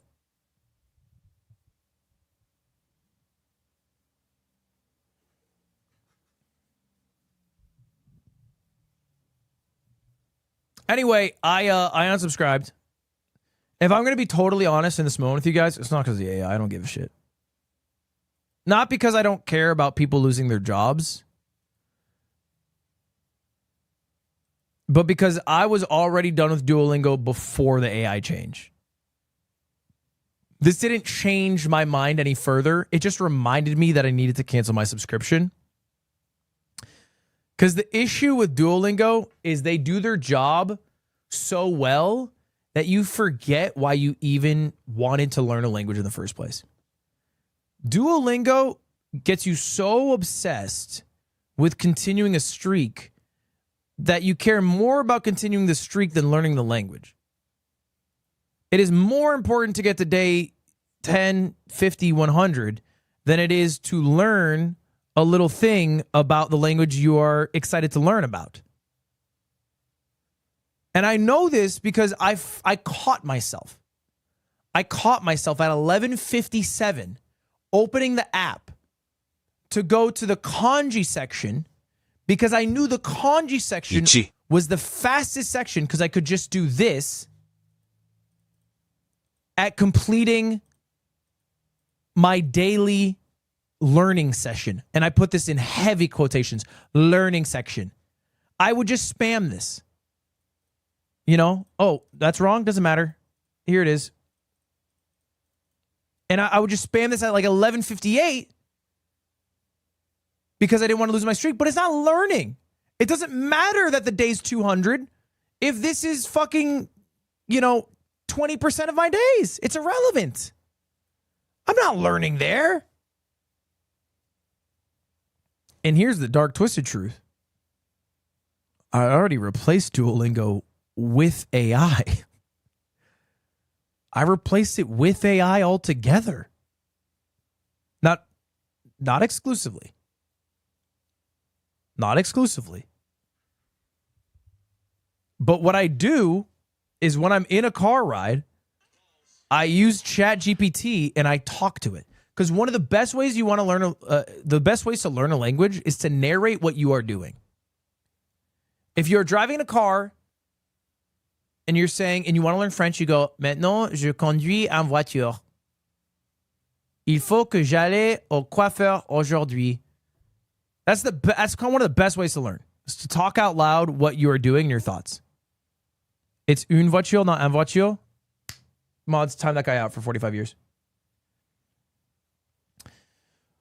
But it's kind of awkward sometimes to walk around or drive around and talk to yourself without any reply. So the only thing I change is that I talk to ChatGPT in the language. And then if I say something wrong, I say, hey, was that wrong? And it lets me know. And I like that. Does that mean the AI is perfect? No, it's actually kind of bad sometimes. And I'm not learning new vocab a lot of the time. So I have to also add in YouTube videos. And if you want to get real serious, do speaking practice with native speakers.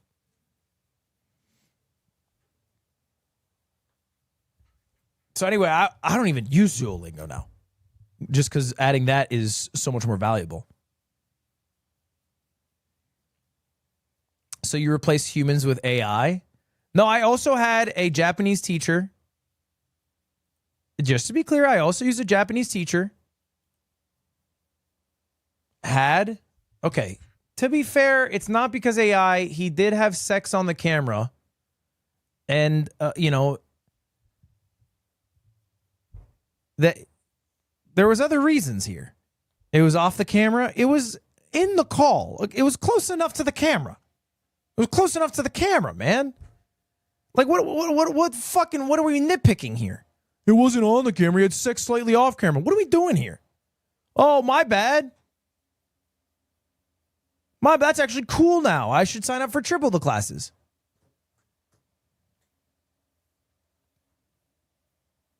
God forbid a man have sex? Yes, actually, I would like if God forbid a man to have sex while I was on FaceTime with them. I don't want that. Yes, I don't feel like I'm fucking pushing barriers here by saying this. Anyway, look. Point is, okay, I don't think Duolingo is a good option to learn languages. Even outside, even if you didn't care about AI, the AI is only another, reason to ditch it. I would recommend ditching Duolingo. I'd recommend it.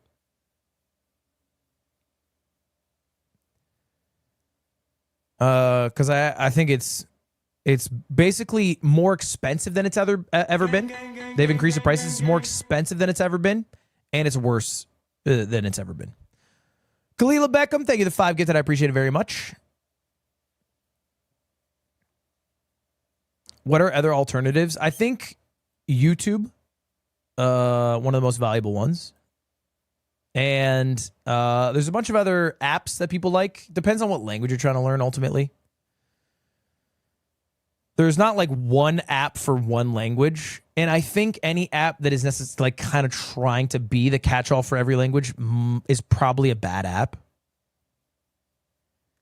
If you are not finding a more endemic app to the language you are trying to learn, you're probably not on the best app.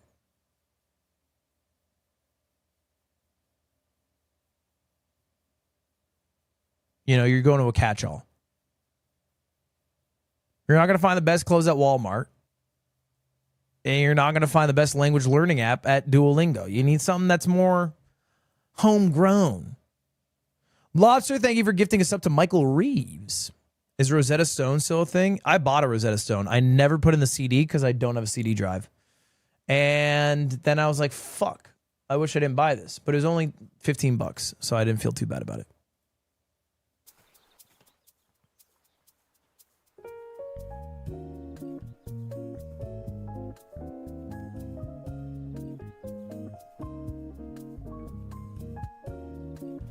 Community college? Yeah. I mean, look, always the best thing is going to be doing something in person with another human. But it can be expensive, and I think people can be a little shy. I think getting out of the shy phase is pretty valuable.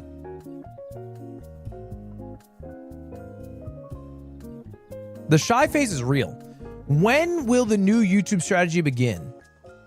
I don't know. I don't know. Soon, I think.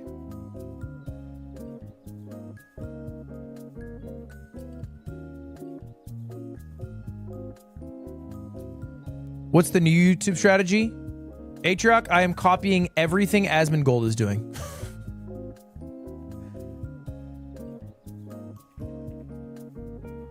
Speaking of, guys, I got some cool React content today.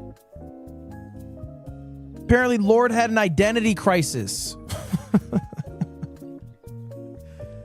And we need to talk about it.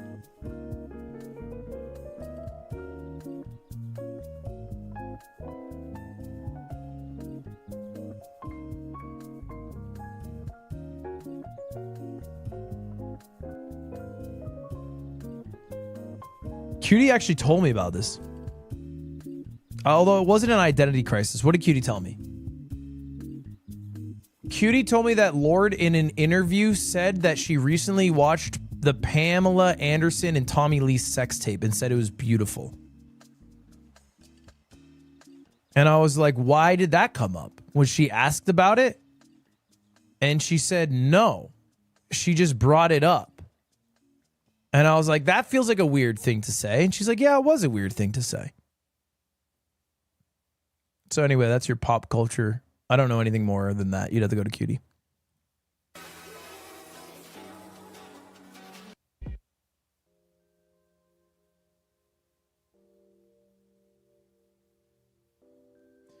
Are you and Tyler best buds?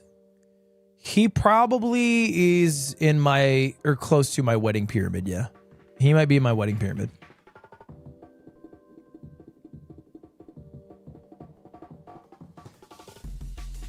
Yeah, Pamela Anderson did beg people not to watch the sex tape, and it was stolen out of her home and uploaded without her ever seeing a dime and unconsensually.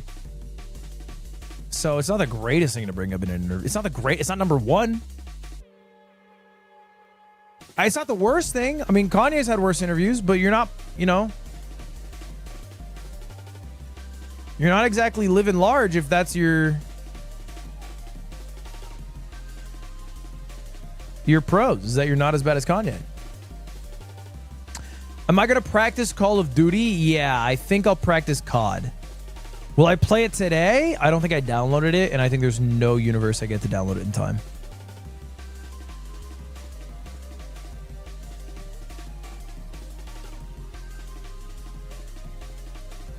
That download is 100 gigabytes, bro. I am not getting that today.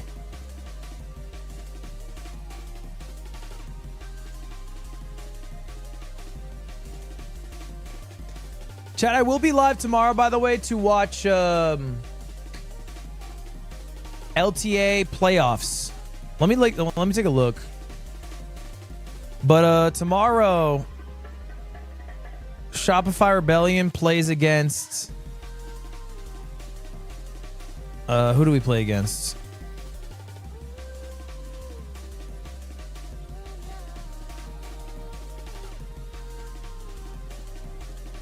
We play against Team Liquid. I think it's kind of fine either way. If we win the match, I think we get to play against C9. If we lose the match, we have to play against FlyQuest. Chat, we can beat Team Liquid. In fact, we've beaten Team Liquid. No, we didn't. We lost to them. Fuck, who did we beat? Oh, we beat 100 Thieves. My bad. Oh shish, guess I got a scale late game to compete with you as the most recognizable, actualized streamer from the live free or die zone. Triumphant. Yeah, we beat 100 emoji, Thieves. Hashtag Pinkerton Academy. Hashtag UNH. Hashtag the creature of Soda Poppin says hi. Mungas. Hello.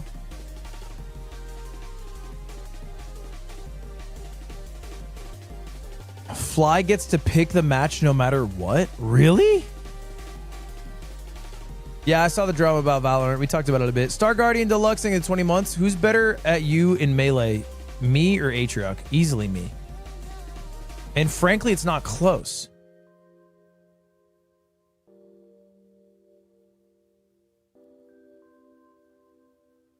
I crushed him in a Fox Ditto and a Puff Sheik Ditto.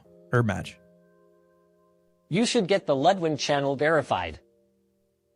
Is it not verified? How do you verify shit?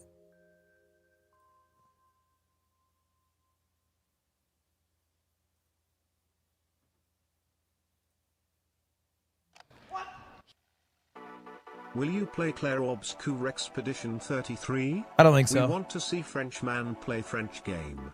I don't think I'm going to play Claire Expedition 33 on stream. If I play it, it'll be offline. I might play it on my flight to Scotland. Wait, what the fuck am I looking at? Oh, that's what I want to look.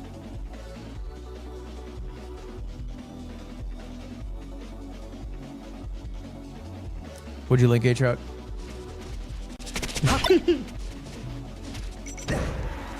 Yes! Yes! Yes! Let's fucking go! Okay, his reaction alone should prove my point. You don't react like that if you're used to beating somebody. Right? He popped off like this because he's not used to winning against me. He's not used. This is a new feel. It was a revelation. If we play now, I win. I know he's washed. I know he's washed, and I'm not washed.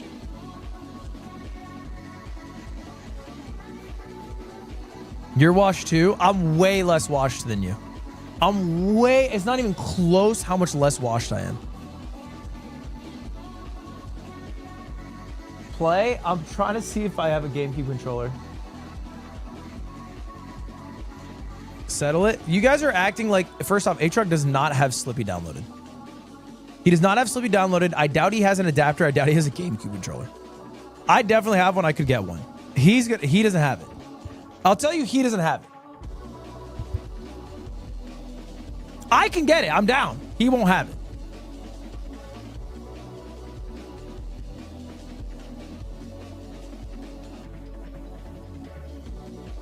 I know for sure he does. I don't think you do because he's in chat saying I don't. And that's the guy we're talking about. So I just feel like he's got it on this one. I think he's right. I straight up don't. That's him. That's the guy. That's the guy. Did you see her in the new Wolf video? Wait, really? I want to watch.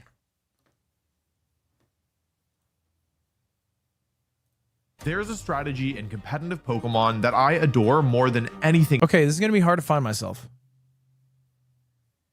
What in the Irishman is this shit? Where the fuck do I come up? Hold up. I can probably figure it out by reading this.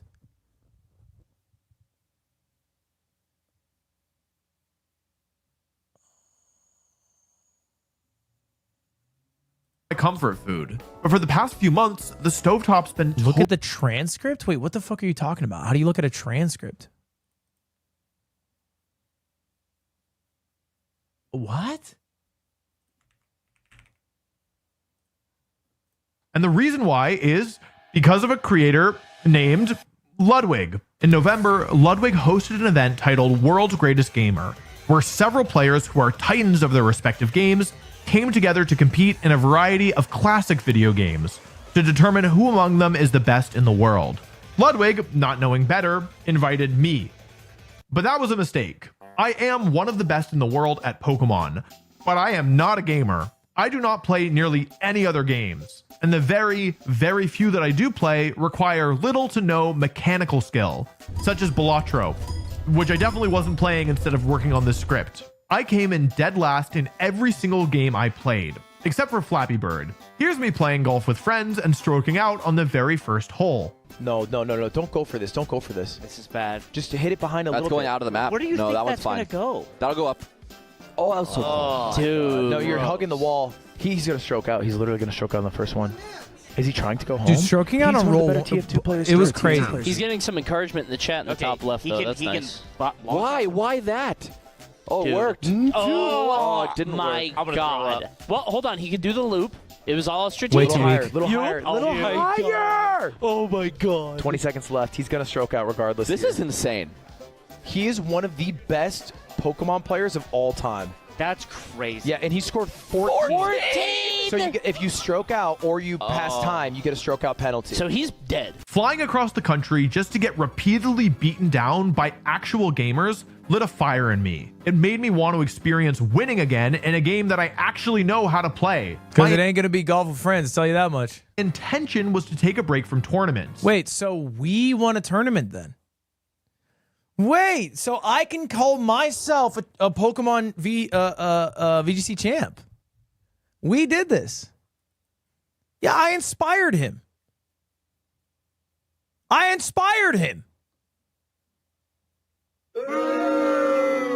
Okay. Do you not give Layla some credit for the hit song Layla? Layla. I actually don't think her name's Layla, but you get what I'm saying, right? She inspired the song. The songs that hit, the song would not have existed without Layla. I'm Layla. I'm a beautiful, breathtaking woman that inspired Wolf. And I feel like that should be celebrated instead of you guys making fun of me.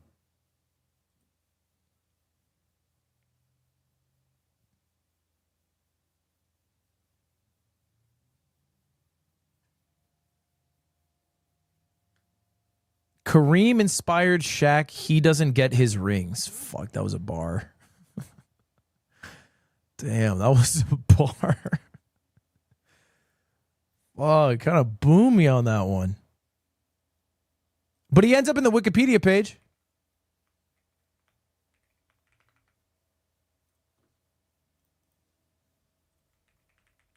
Boom.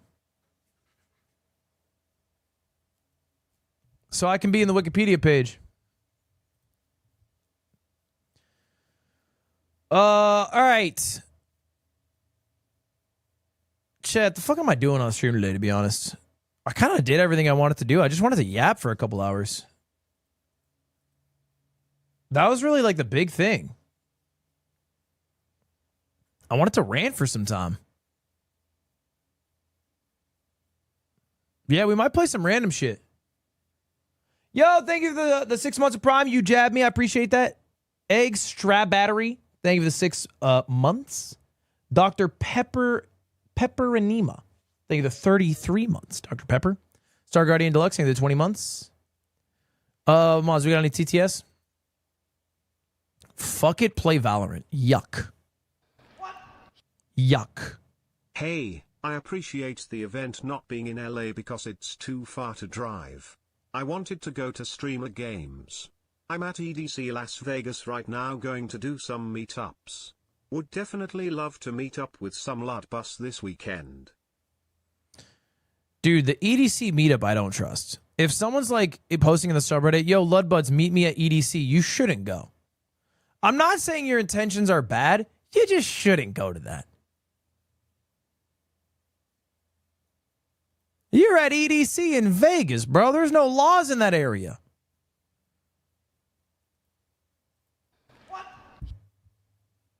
Hey Lud. Hey. We would love to get Thank you for some 41 of months, Sabrina. Kansas City's Smash and Rivals players out to Supernova. Any chance we could work together to get some of the best players in the Midwest out? I'm flying people out separately, but if you want to also fly people out, that'd be awesome. Thank you very much, Lavinka, for the 3 months. Appreciate the prime. Any tips on how to make a face reveal video / stream? Nah, I never done that shit. I feel like making it a big deal is bad, though. Because a face is a face.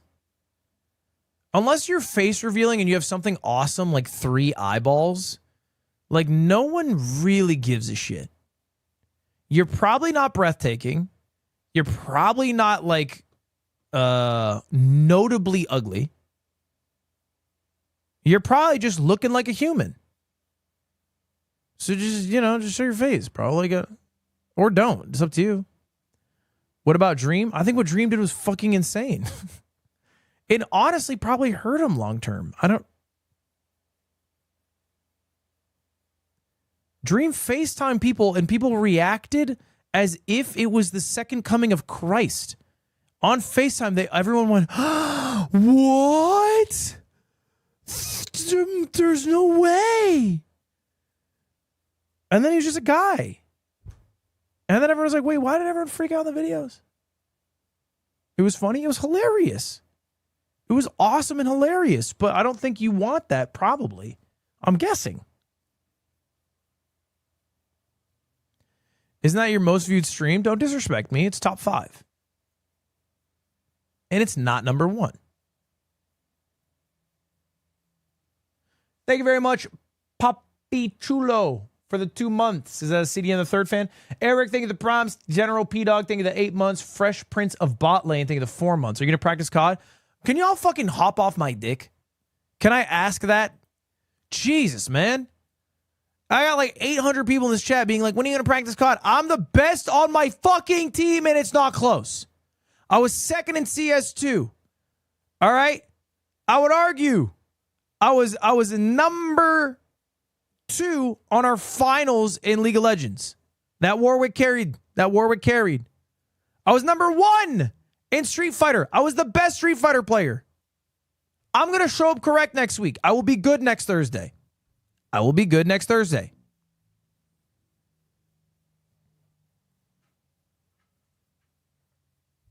the best Street Fighter player. 5th. I did my thing. So don't worry about me in COD, man. Worry about the others.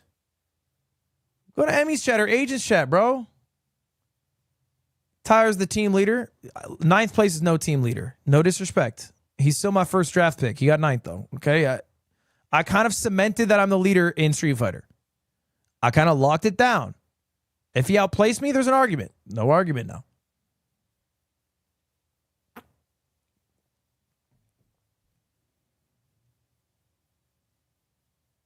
So you're not going to practice and sell? What game have I been bad at?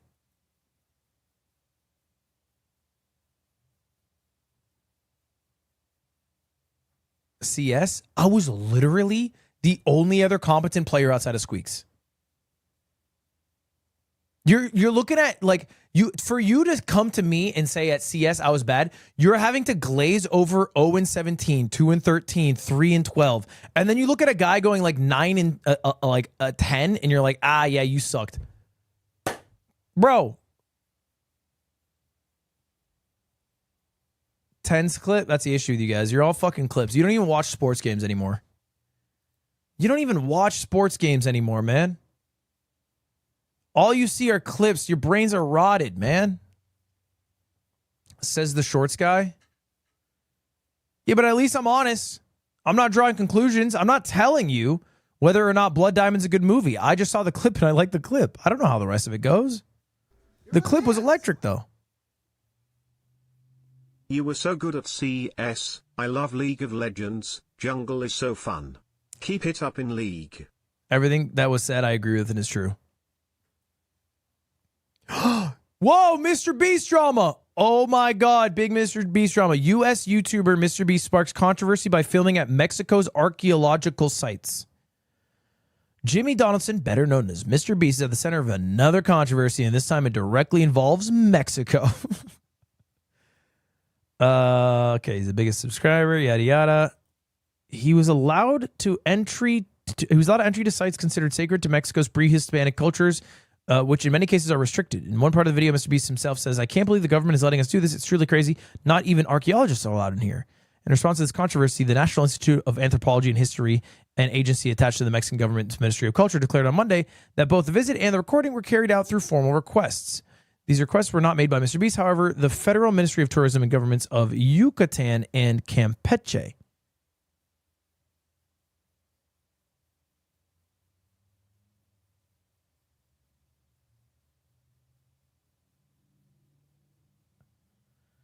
What the fuck does this mean?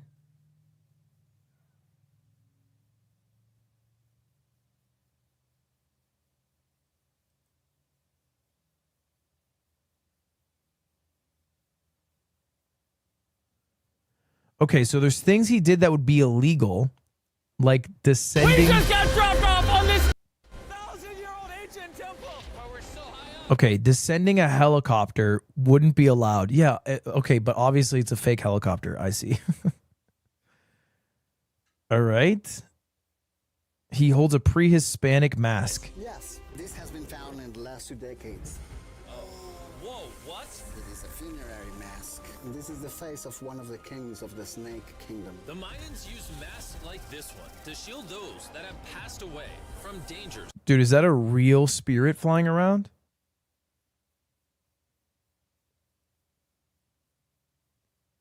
Okay, this is long as hell, but I actually don't get it. What's the issue? It's the issue is that the line he said. The line he said, he didn't get a permit. It seems like he did get a permit. It seems like he very much did get a permit, but the way he got a permit was through like a specific Yucatan :3 governmental group. False pretenses for the permit, I see. I feel like you got to be mad at the Yucatans then. Because I think they just got paid off and didn't give a shit. On you ever get to you mentally? I'm assuming what happened is the Yucatans got paid the fuck off. They were like, hey, we'll get you the permit. And then didn't really, fully let the actual government know it was Mr. Beast. They thought it was the Yucatans.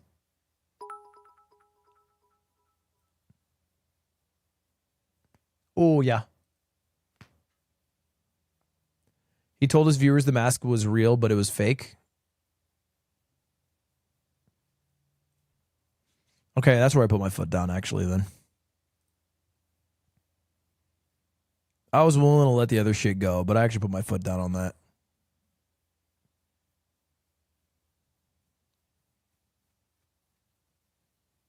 No, I actually do think lying is wrong. Sorry, maybe that doesn't fit in your agenda. I think that shit's straight up bad.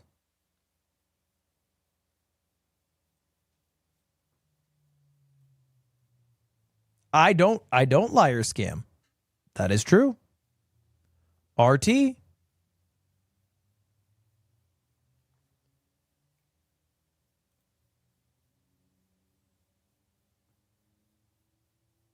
Shit, I'm trying to think of a fucking game to play. I don't think I have one I'm trying to play right now. Question: does the amount of eyes on you ever get to you mentally? No. No, I think it's fine.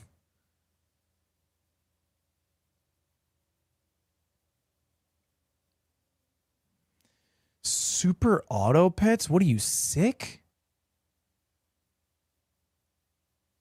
You just jumped to Super Auto Pets? What year is it? What are we doing? Just been like 18 years.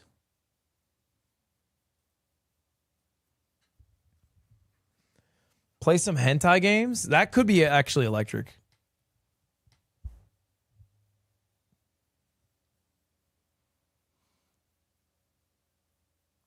I'm not going to play.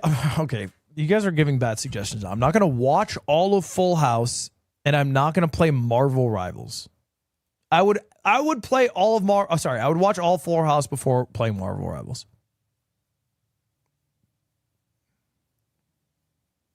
Play League.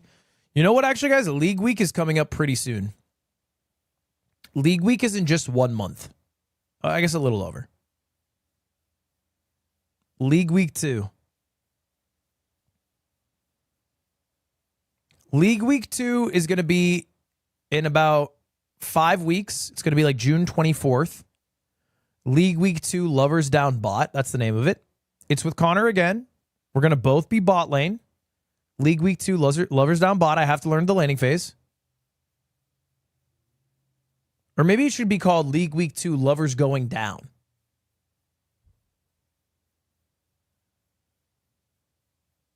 Or maybe League Week 2 Going Down with My Lover. League Week 2 Bottoms. And it's sort of a portmanteau. League Week 2 Bottoms. That could work. These are good ideas we have.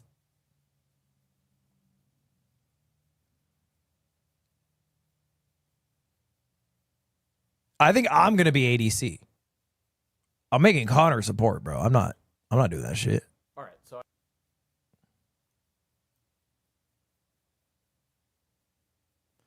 Fiddle support. Well, I think part of my goal is learning new champs. So I'm trying to learn new champs. I know Fiddlestick support's good, but I'm trying to learn new champs and trying to learn how to lane. I actually think I have an ADC that I want to play. I think the easiest champ, that's one of the cooler ones, that I think I'd be pretty good at is Draven. So I think I'm going to play ADC, Draven, be in bot lane.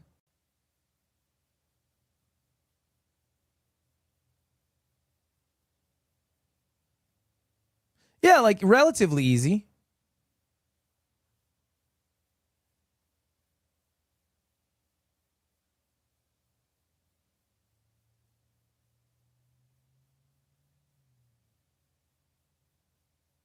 And then I'll just get to, I don't know what rank I'm shooting for. Maybe gold?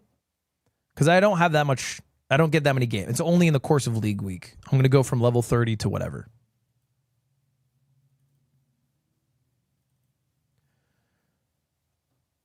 What is this video? Non-guru explains how to print YouTube shorts. Explains how to print, like print money. Okay, non-guru explains how to print money with YouTube shorts automation. What does this mean?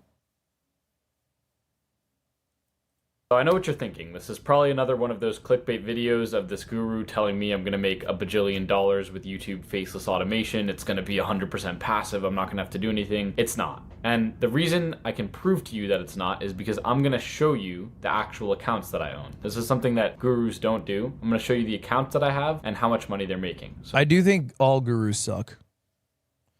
Skip, hold up. I've been enticed. The first 20 seconds have looped me in. I'm curious. So let me start with that. So this is one of the accounts. Now, full transparency, I'm not an owner on this account. I'm more of a manager or a helper. But this account has 391,000 subscribers. And we'll go to the analytics here.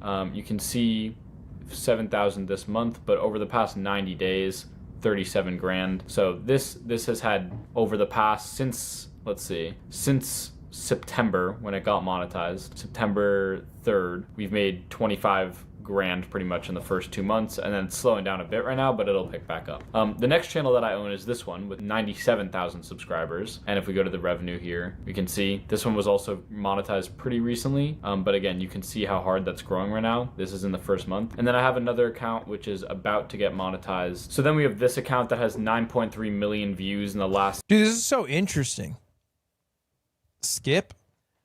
Look, Do you get slop on your feeds, yes or no?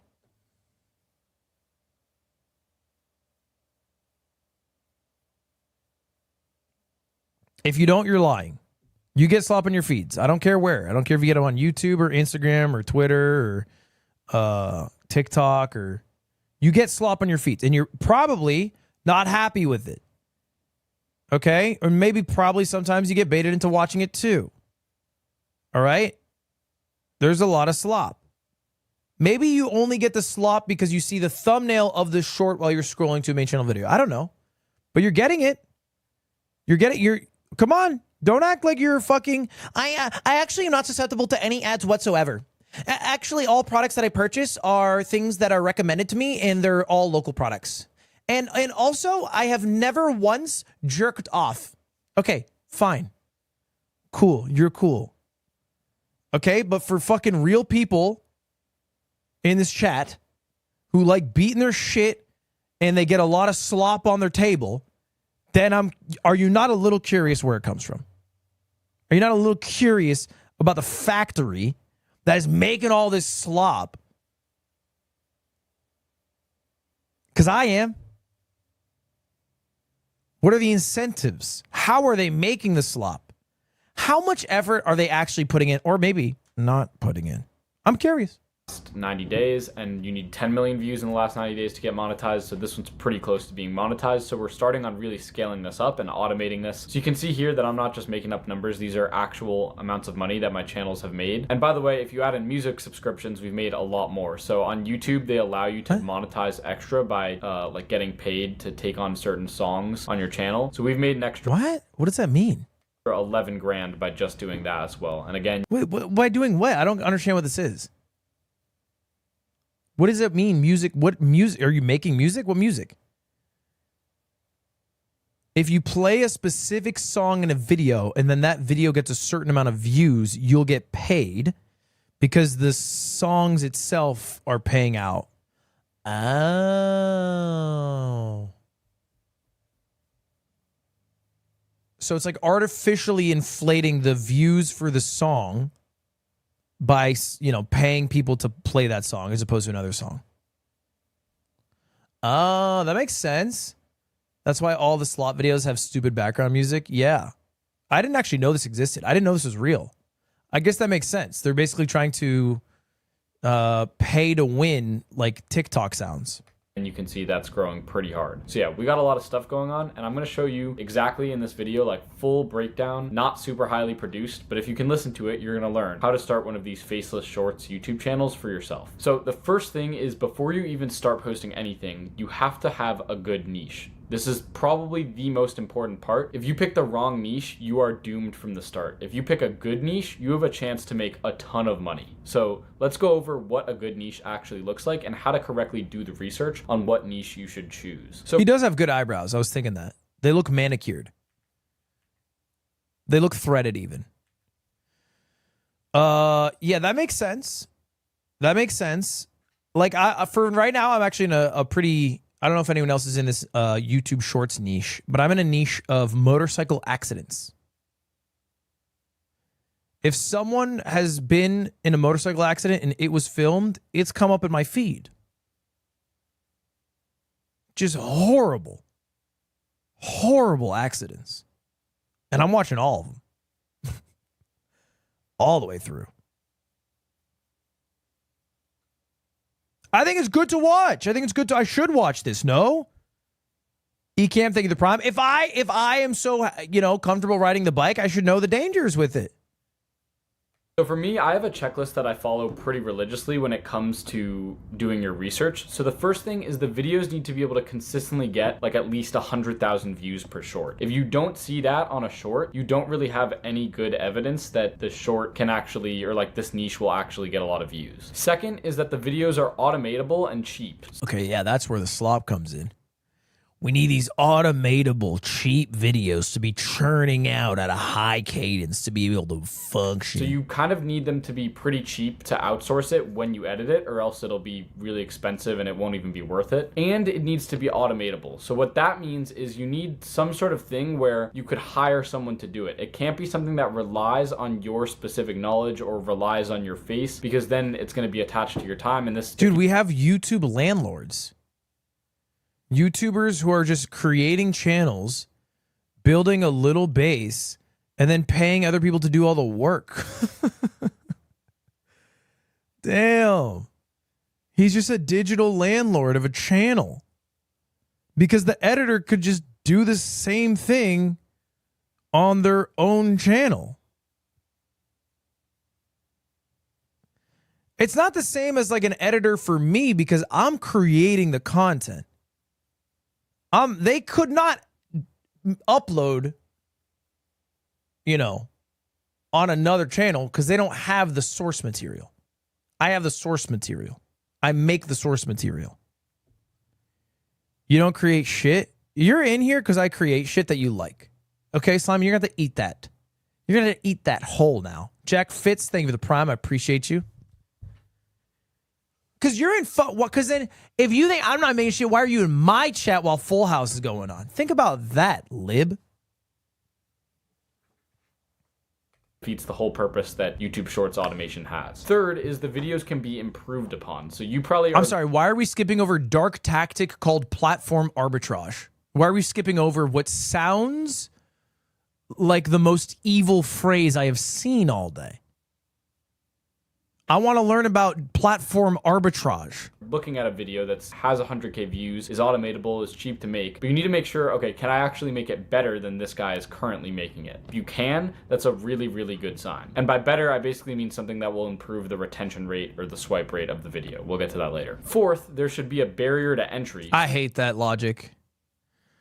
Look, he's right. You could break down better into metrics. You could say better is what people watch longer and, you know, swipe through less, but that's not better.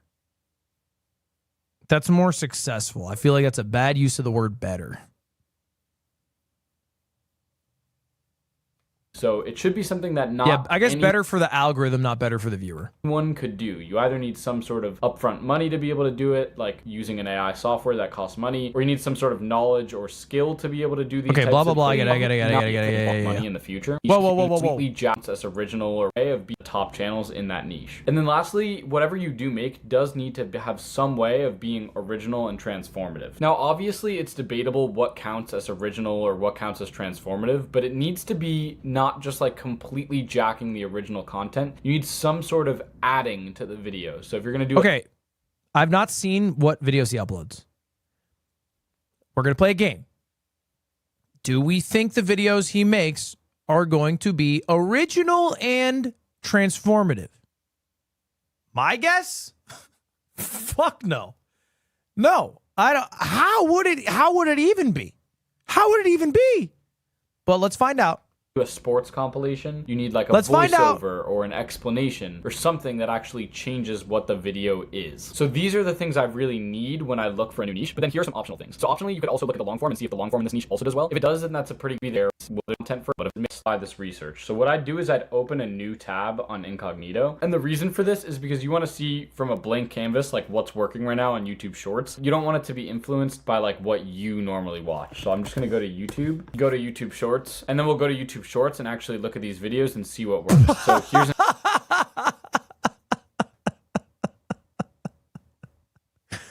what the fuck is on your page? All right, man. An example, this would not work because this has someone's face in it, so just scroll. This one could be good. Yeah, this one could be good. Why can't you enter the Black Love niche? I don't know if I agree with him. I would love to see his videos on Black Love. But let me take a look at this channel. Okay, so after taking another look at this channel, this one went mega viral with 69 million, but the rest of these are like under 50K, so that's really not a good enough proof, so I'm gonna keep looking. Has a face. Is this too hard for any normal person to do? No one can do that. No one can do this. All right, so after scrolling for a while, I found a decent niche. So this looks like it's done with AI. So it's like this fake America's Got Talent stage where they have people fake reacting with AI people on the stage. And they're like, oh, what's about to happen, blah, blah, blah. And then these two fuse together on the America's Got Talent stage. And then everyone goes crazy.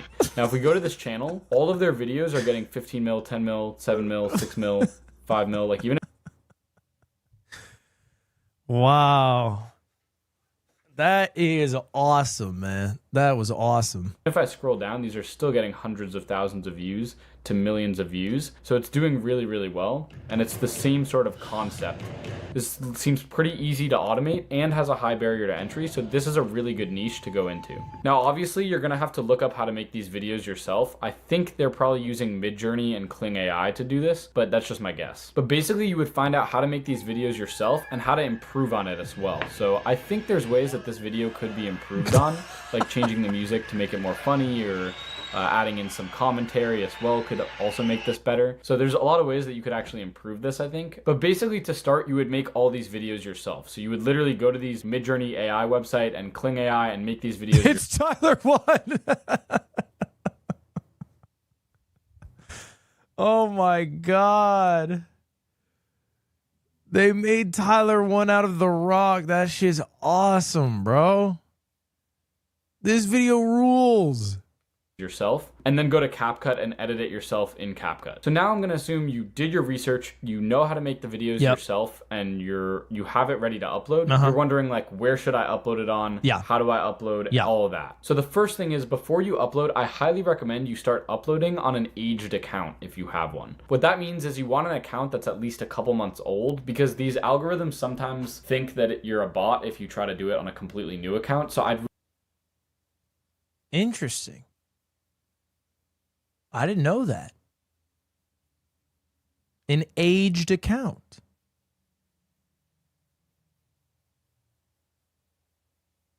I guess you're literally getting around the filter that is specifically designed for you.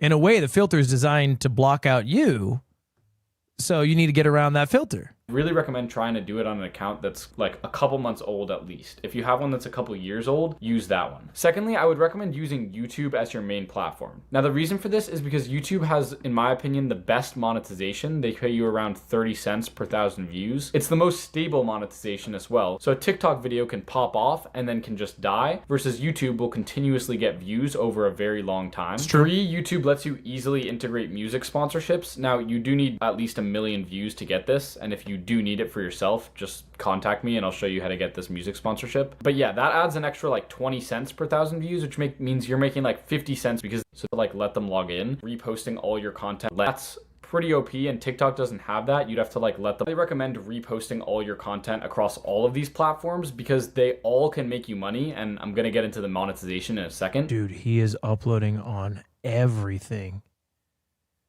There's Instagram, Snapchat, Pinterest, Threads, TikTok, Facebook.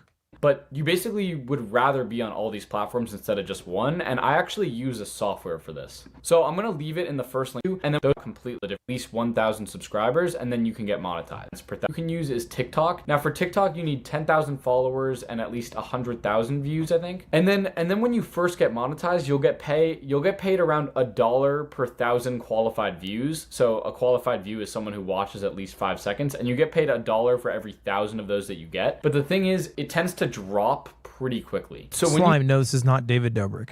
You start a channel, you might get $1 per 1,000 views, but we've had it drop as low as 5 cents per 1,000 views, and that's just complete garbage. Like, the payment is just not good. So it's definitely not reliable. I recommend. We haven't had much success with Facebook, but we do know people that have monetized successfully with Facebook. So I would also just automatically repost your videos to Facebook. And if you can get monetized there, do, because you can make more ad revenue. And then last is Instagram, which honestly doesn't really have a monetization program for faceless accounts, but you can use it to market products. So that's what we do. Like, for example, we have affiliate commission request, start doing even more money. Okay. The rest is how to make money. What I'm curious about is I want to see his shorts. Okay, go to story told.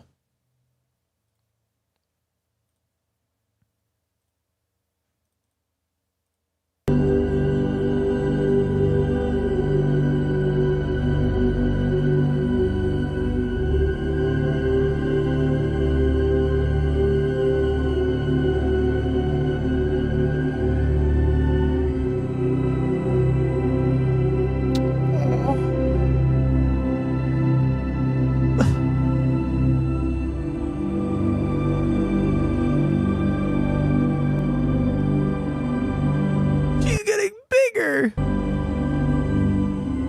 You got a hat on.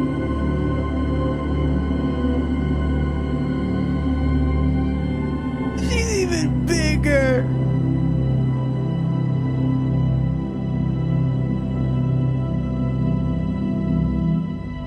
That's definitely not a lizard. Yep.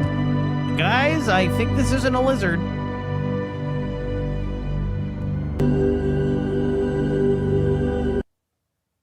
Okay. Yeah, this is not transformative. I don't think you can put the sad music really loud and then put text and call it transformative. I think this would lose. I think this is just using video of someone else. Unless, wait, is it a fake story of 3 different videos of 3 different animals? Then maybe it is.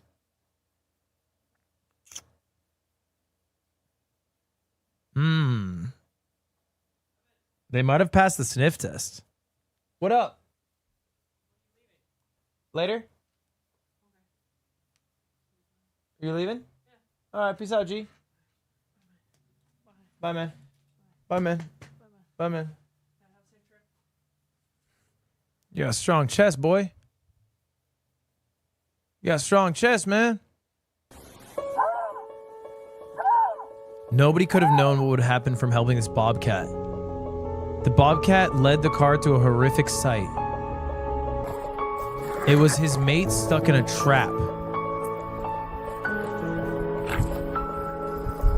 This lady helped quickly. Oh, this is a different account. No, it's the same account.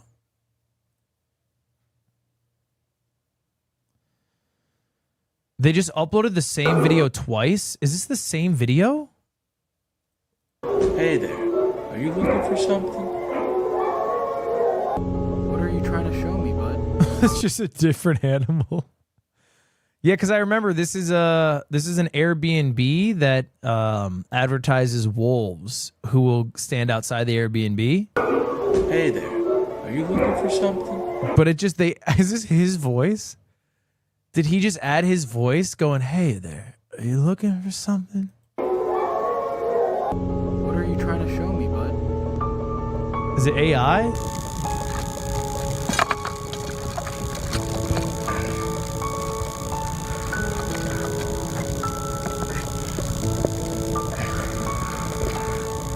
What the fuck is the story?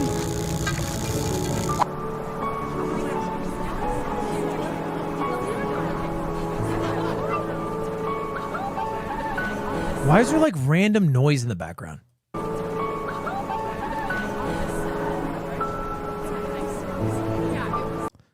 Echoes of Solitude blasts off music.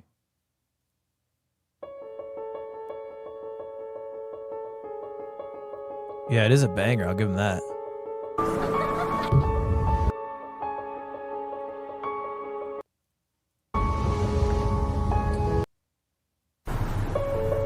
Hey, pal. What's going on? Well, aren't you the curious type?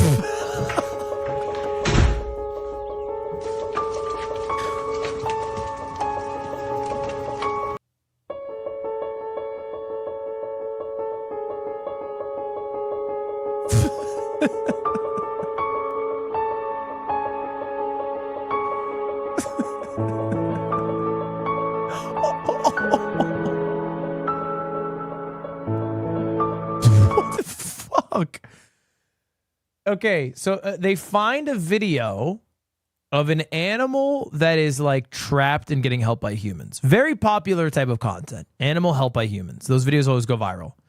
But they find other animal videos and then they make up a story about the animal leading the human to another animal. And then the comments are probably like, mooses are so smart. It's crazy how much mooses love each other. I'm still in awe of animals seeking help from humans. Thank goodness there are people out there who do. Moose never gave up that humans would help. Lovely. Animals never fail to amaze me. Beautiful. Thank you for reaching out to help. What you are seeing is a mother's love for her baby. Without all that all of us would cease to exist. You guys are the kindest on earth in helping animals. Thank you. Wow, beautiful story. She was grateful to him.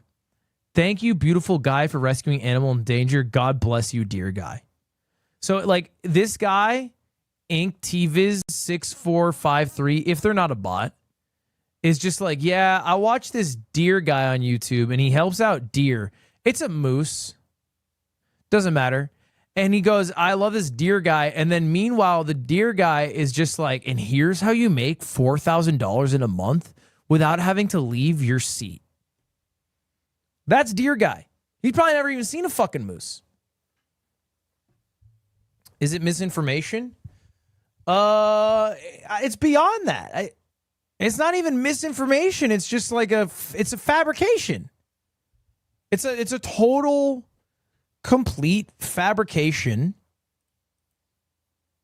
You know, just fucking stringing on the fucking. I don't even know what to call them. Boomers, probably. Boomers and kids. Shorts browsers. I guess idiots like me, really.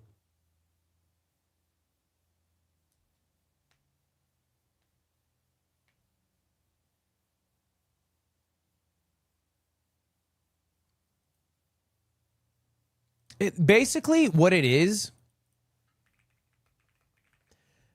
he's basically just making this video, but like not for irony, comedic purposes.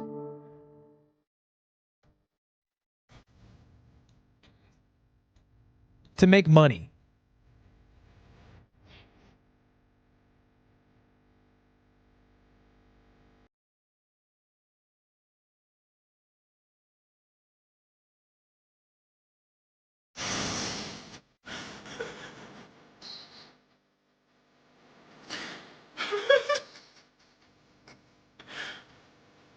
Bro, I can't.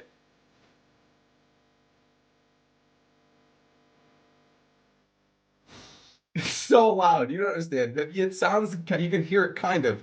But to me, that is the loudest sound I've ever heard in my entire life.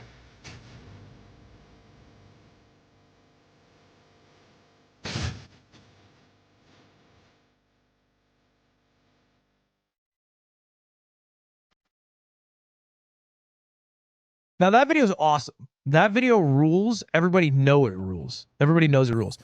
You would not call this video misinformation. You would call this video, you know, ironic, parody. They're just doing this video with no irony for the purpose of making money. Because you could probably enter the niche of mislabeling what streamers do to make money. That you could probably make 100 of those Germa videos, probably with Germa alone. But I don't know. When it's done the first time, it's art. It's awesome. Is this legal? No one gives enough of a shit to know or care. Does that make sense? No one actually cares. YouTube doesn't care because they have more people on the platform who are watching longer.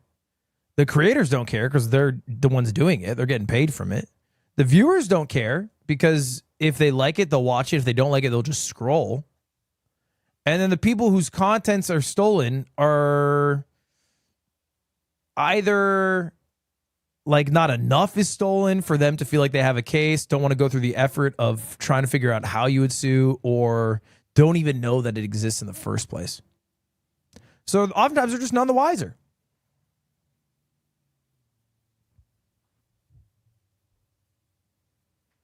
And a lot of the videos aren't even like, if you think about it, a lot of the videos aren't from creators, right?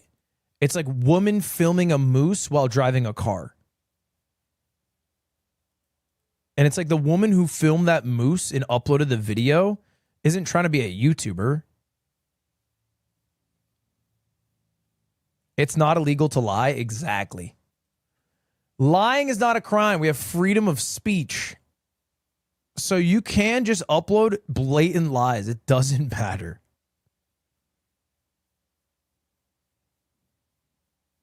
It should be. I don't agree with that. I think lying is awesome and should exist. We should not ban lying. I should be able to go live and say I voted for Donald Trump 10 times. I should be able to do that. Because if that is illegal, then I don't really like living in this country. I am not going to. Yes, I agree with you that morally I'm conflicted. I'm not happy with this creator and how they make their money. Okay? I'm not trying to grandstand and say they should be above this, whatever. I get it. They're trying to get their hustle in. But I think the things they make are slop. I think that. But I wouldn't say they shouldn't be allowed to do it on the basis that lying is bad. I'd be too hypocritical.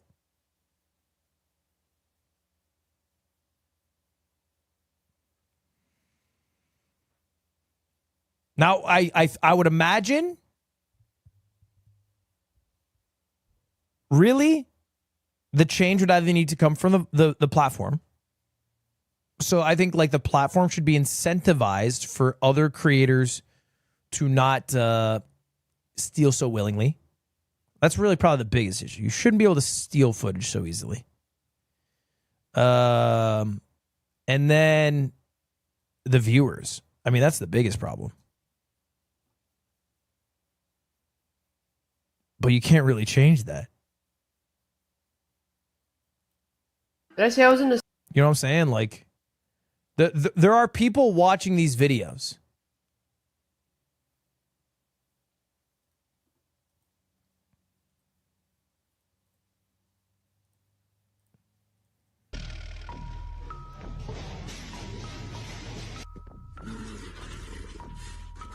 This video has 44 million views. People want to watch the video of a bunch of different animals who are angry.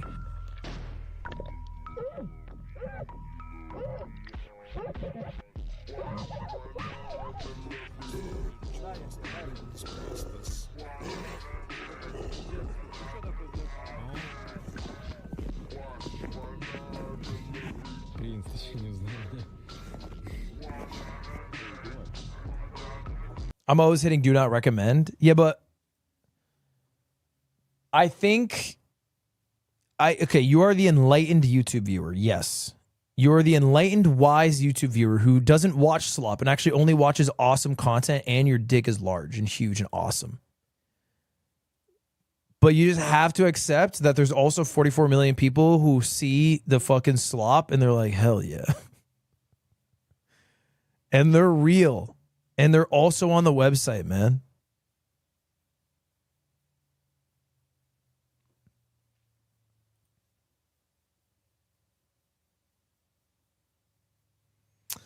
All right.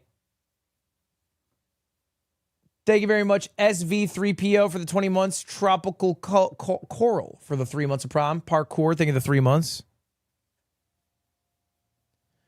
What clip channel will upload this first? After the Great Reckoning, it will be me. I will take back what is mine.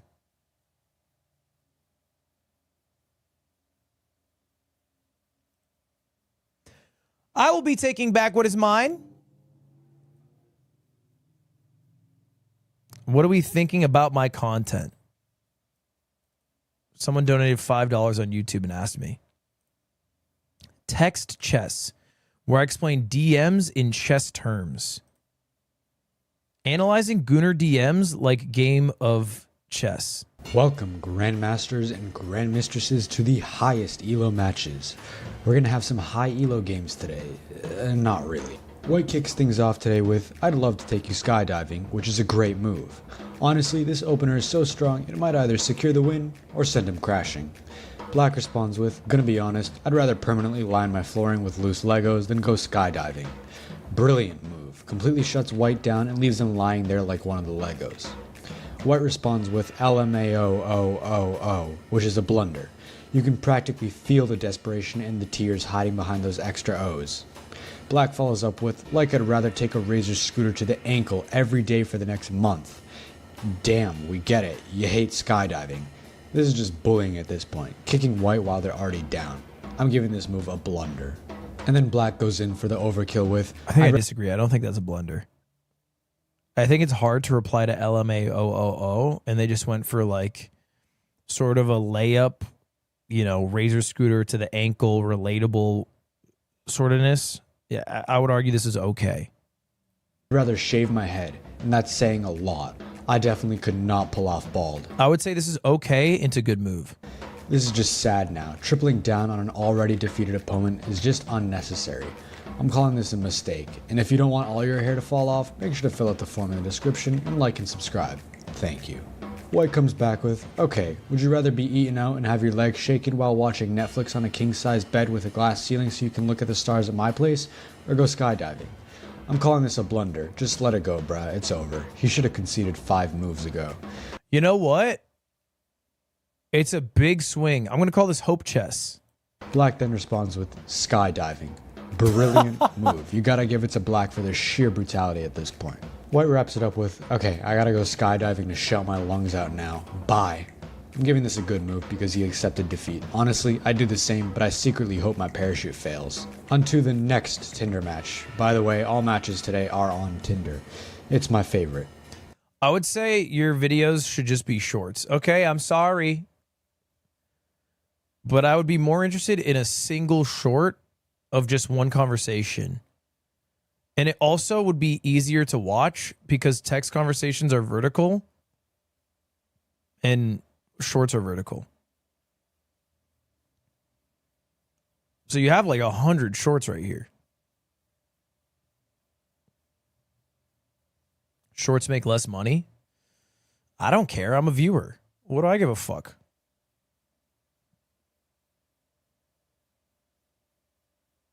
I'm not like watching what makes the YouTuber the most money.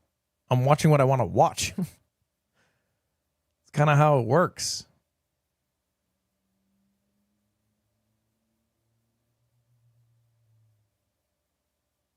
Dude, you guys are, what do you mean you guys don't even fucking use your free Twitch Prime, which does not roll over to the next month on cooldown. You won't even click you won't even click resubscribe. You won't even click the fucking little checkbox, and you won't even click subscribe. You won't do 3 clicks, which for free, give me $3. For free! It gives me $3. You won't do that.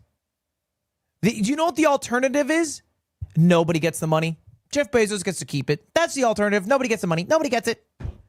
And then you're mad at me because I won't watch a long-form video that I prefer to watch in short form? Like, I'm not even asking for you to change your behavior. I'm just asking you to click 3 buttons, and you won't do that. Except for Sung_RI. Thank you very much for the Twitch Prime. I appreciate that one very much.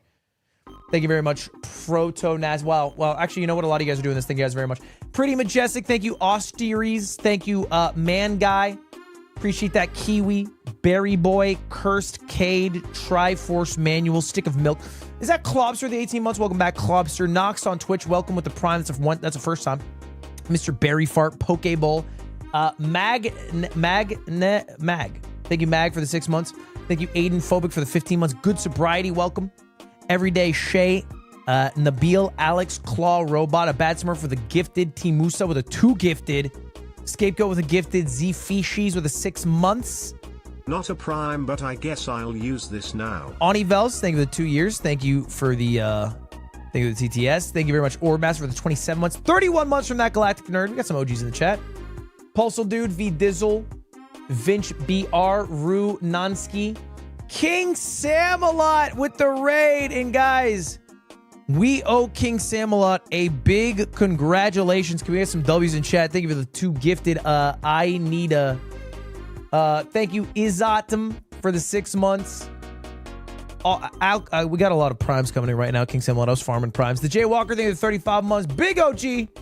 I think the longest tenured sub of the hype train. Tipsy, thank you for the 10 months. Comrade, question, thank you for the prime. King Samalot made it to Kai's Streamer Academy, which is pretty hype. Congratulations. Dark Linguini, thank you for 20 months. Stray Geo, thank you for the Raw Tier 1. Thank you, Just Sean, Frank Calls, Nuidiel, Say Kumaru. Yeah, I hope you do well. I don't really know. Can I be a boomer for a moment? I don't know how Kai's thing works. I don't get it. So I know there's like 100 streamers who are all going to a university.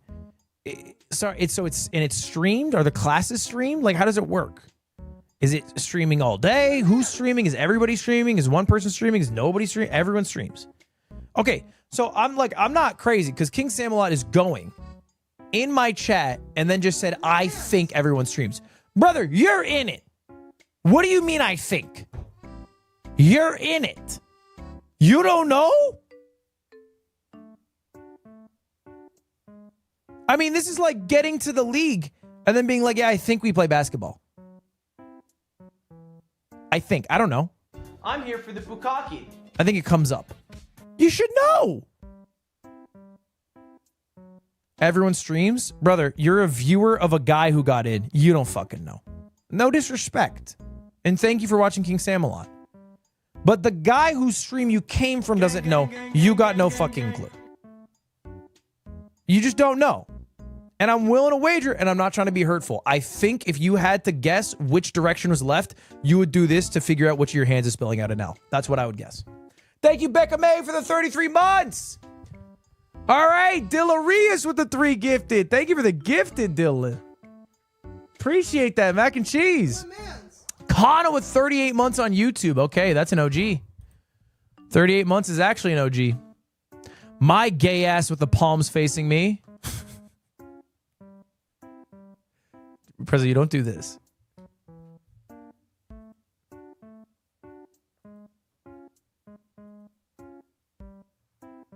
There was some article talking about a gay football player.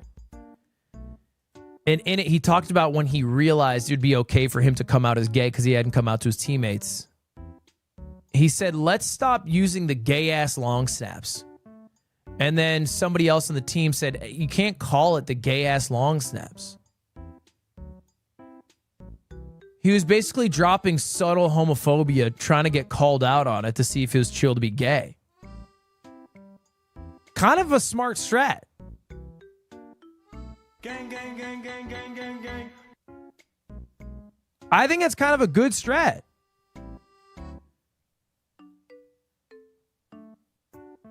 It could have backfired, though. Okay, you guys are saying it's smart, but it worked. Because what if he said, we got to stop with his gay-ass long snaps, and then they double down? Yeah, that shit's gay as hell. It's mega gay. It's super duper gay. And then all of a sudden, you're not coming out till you retire. I'm just saying it could backfire. Me saying the F slur and pretending to be gay so I have a career.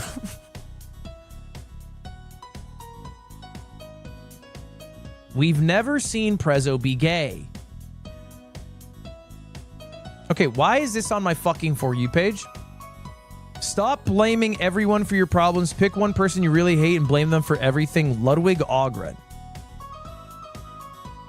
I thought this was a beautiful butch woman, but it turns out it's the twink from the Yard podcasts. What the fuck is going on Twitter, dude?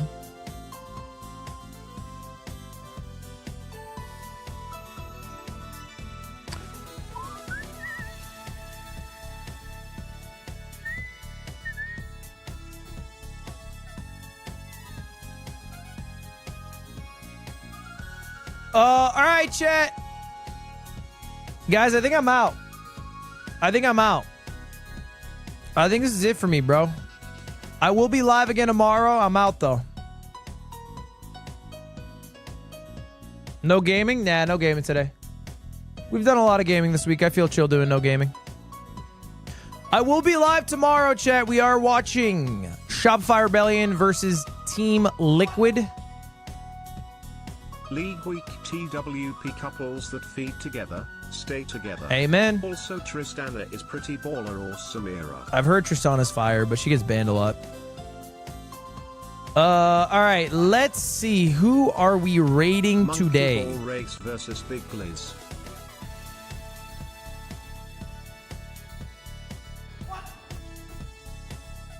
According to all known laws of aviation, there is no way a bee should be able to fly.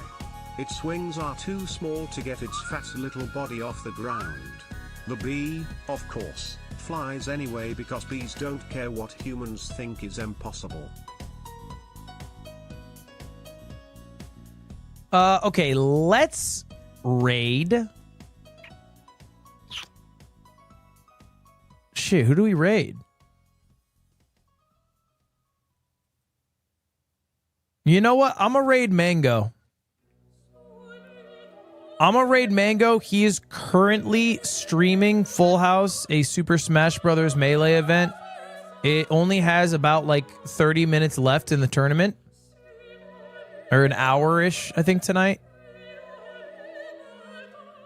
So I'm gonna raid and give Melee some love. And I also have to, dude, I've been subscribed to Mango for 106 months.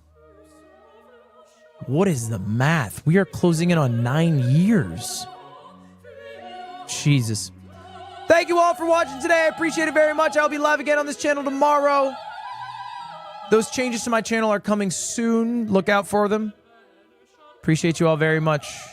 Have a good night.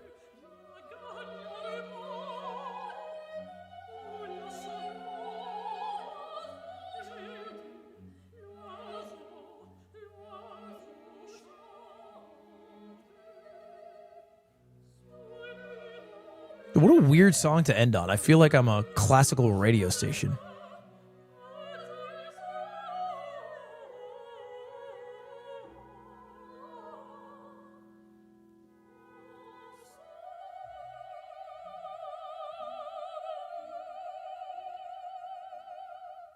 That was the Flower Duet by Leo Delibes.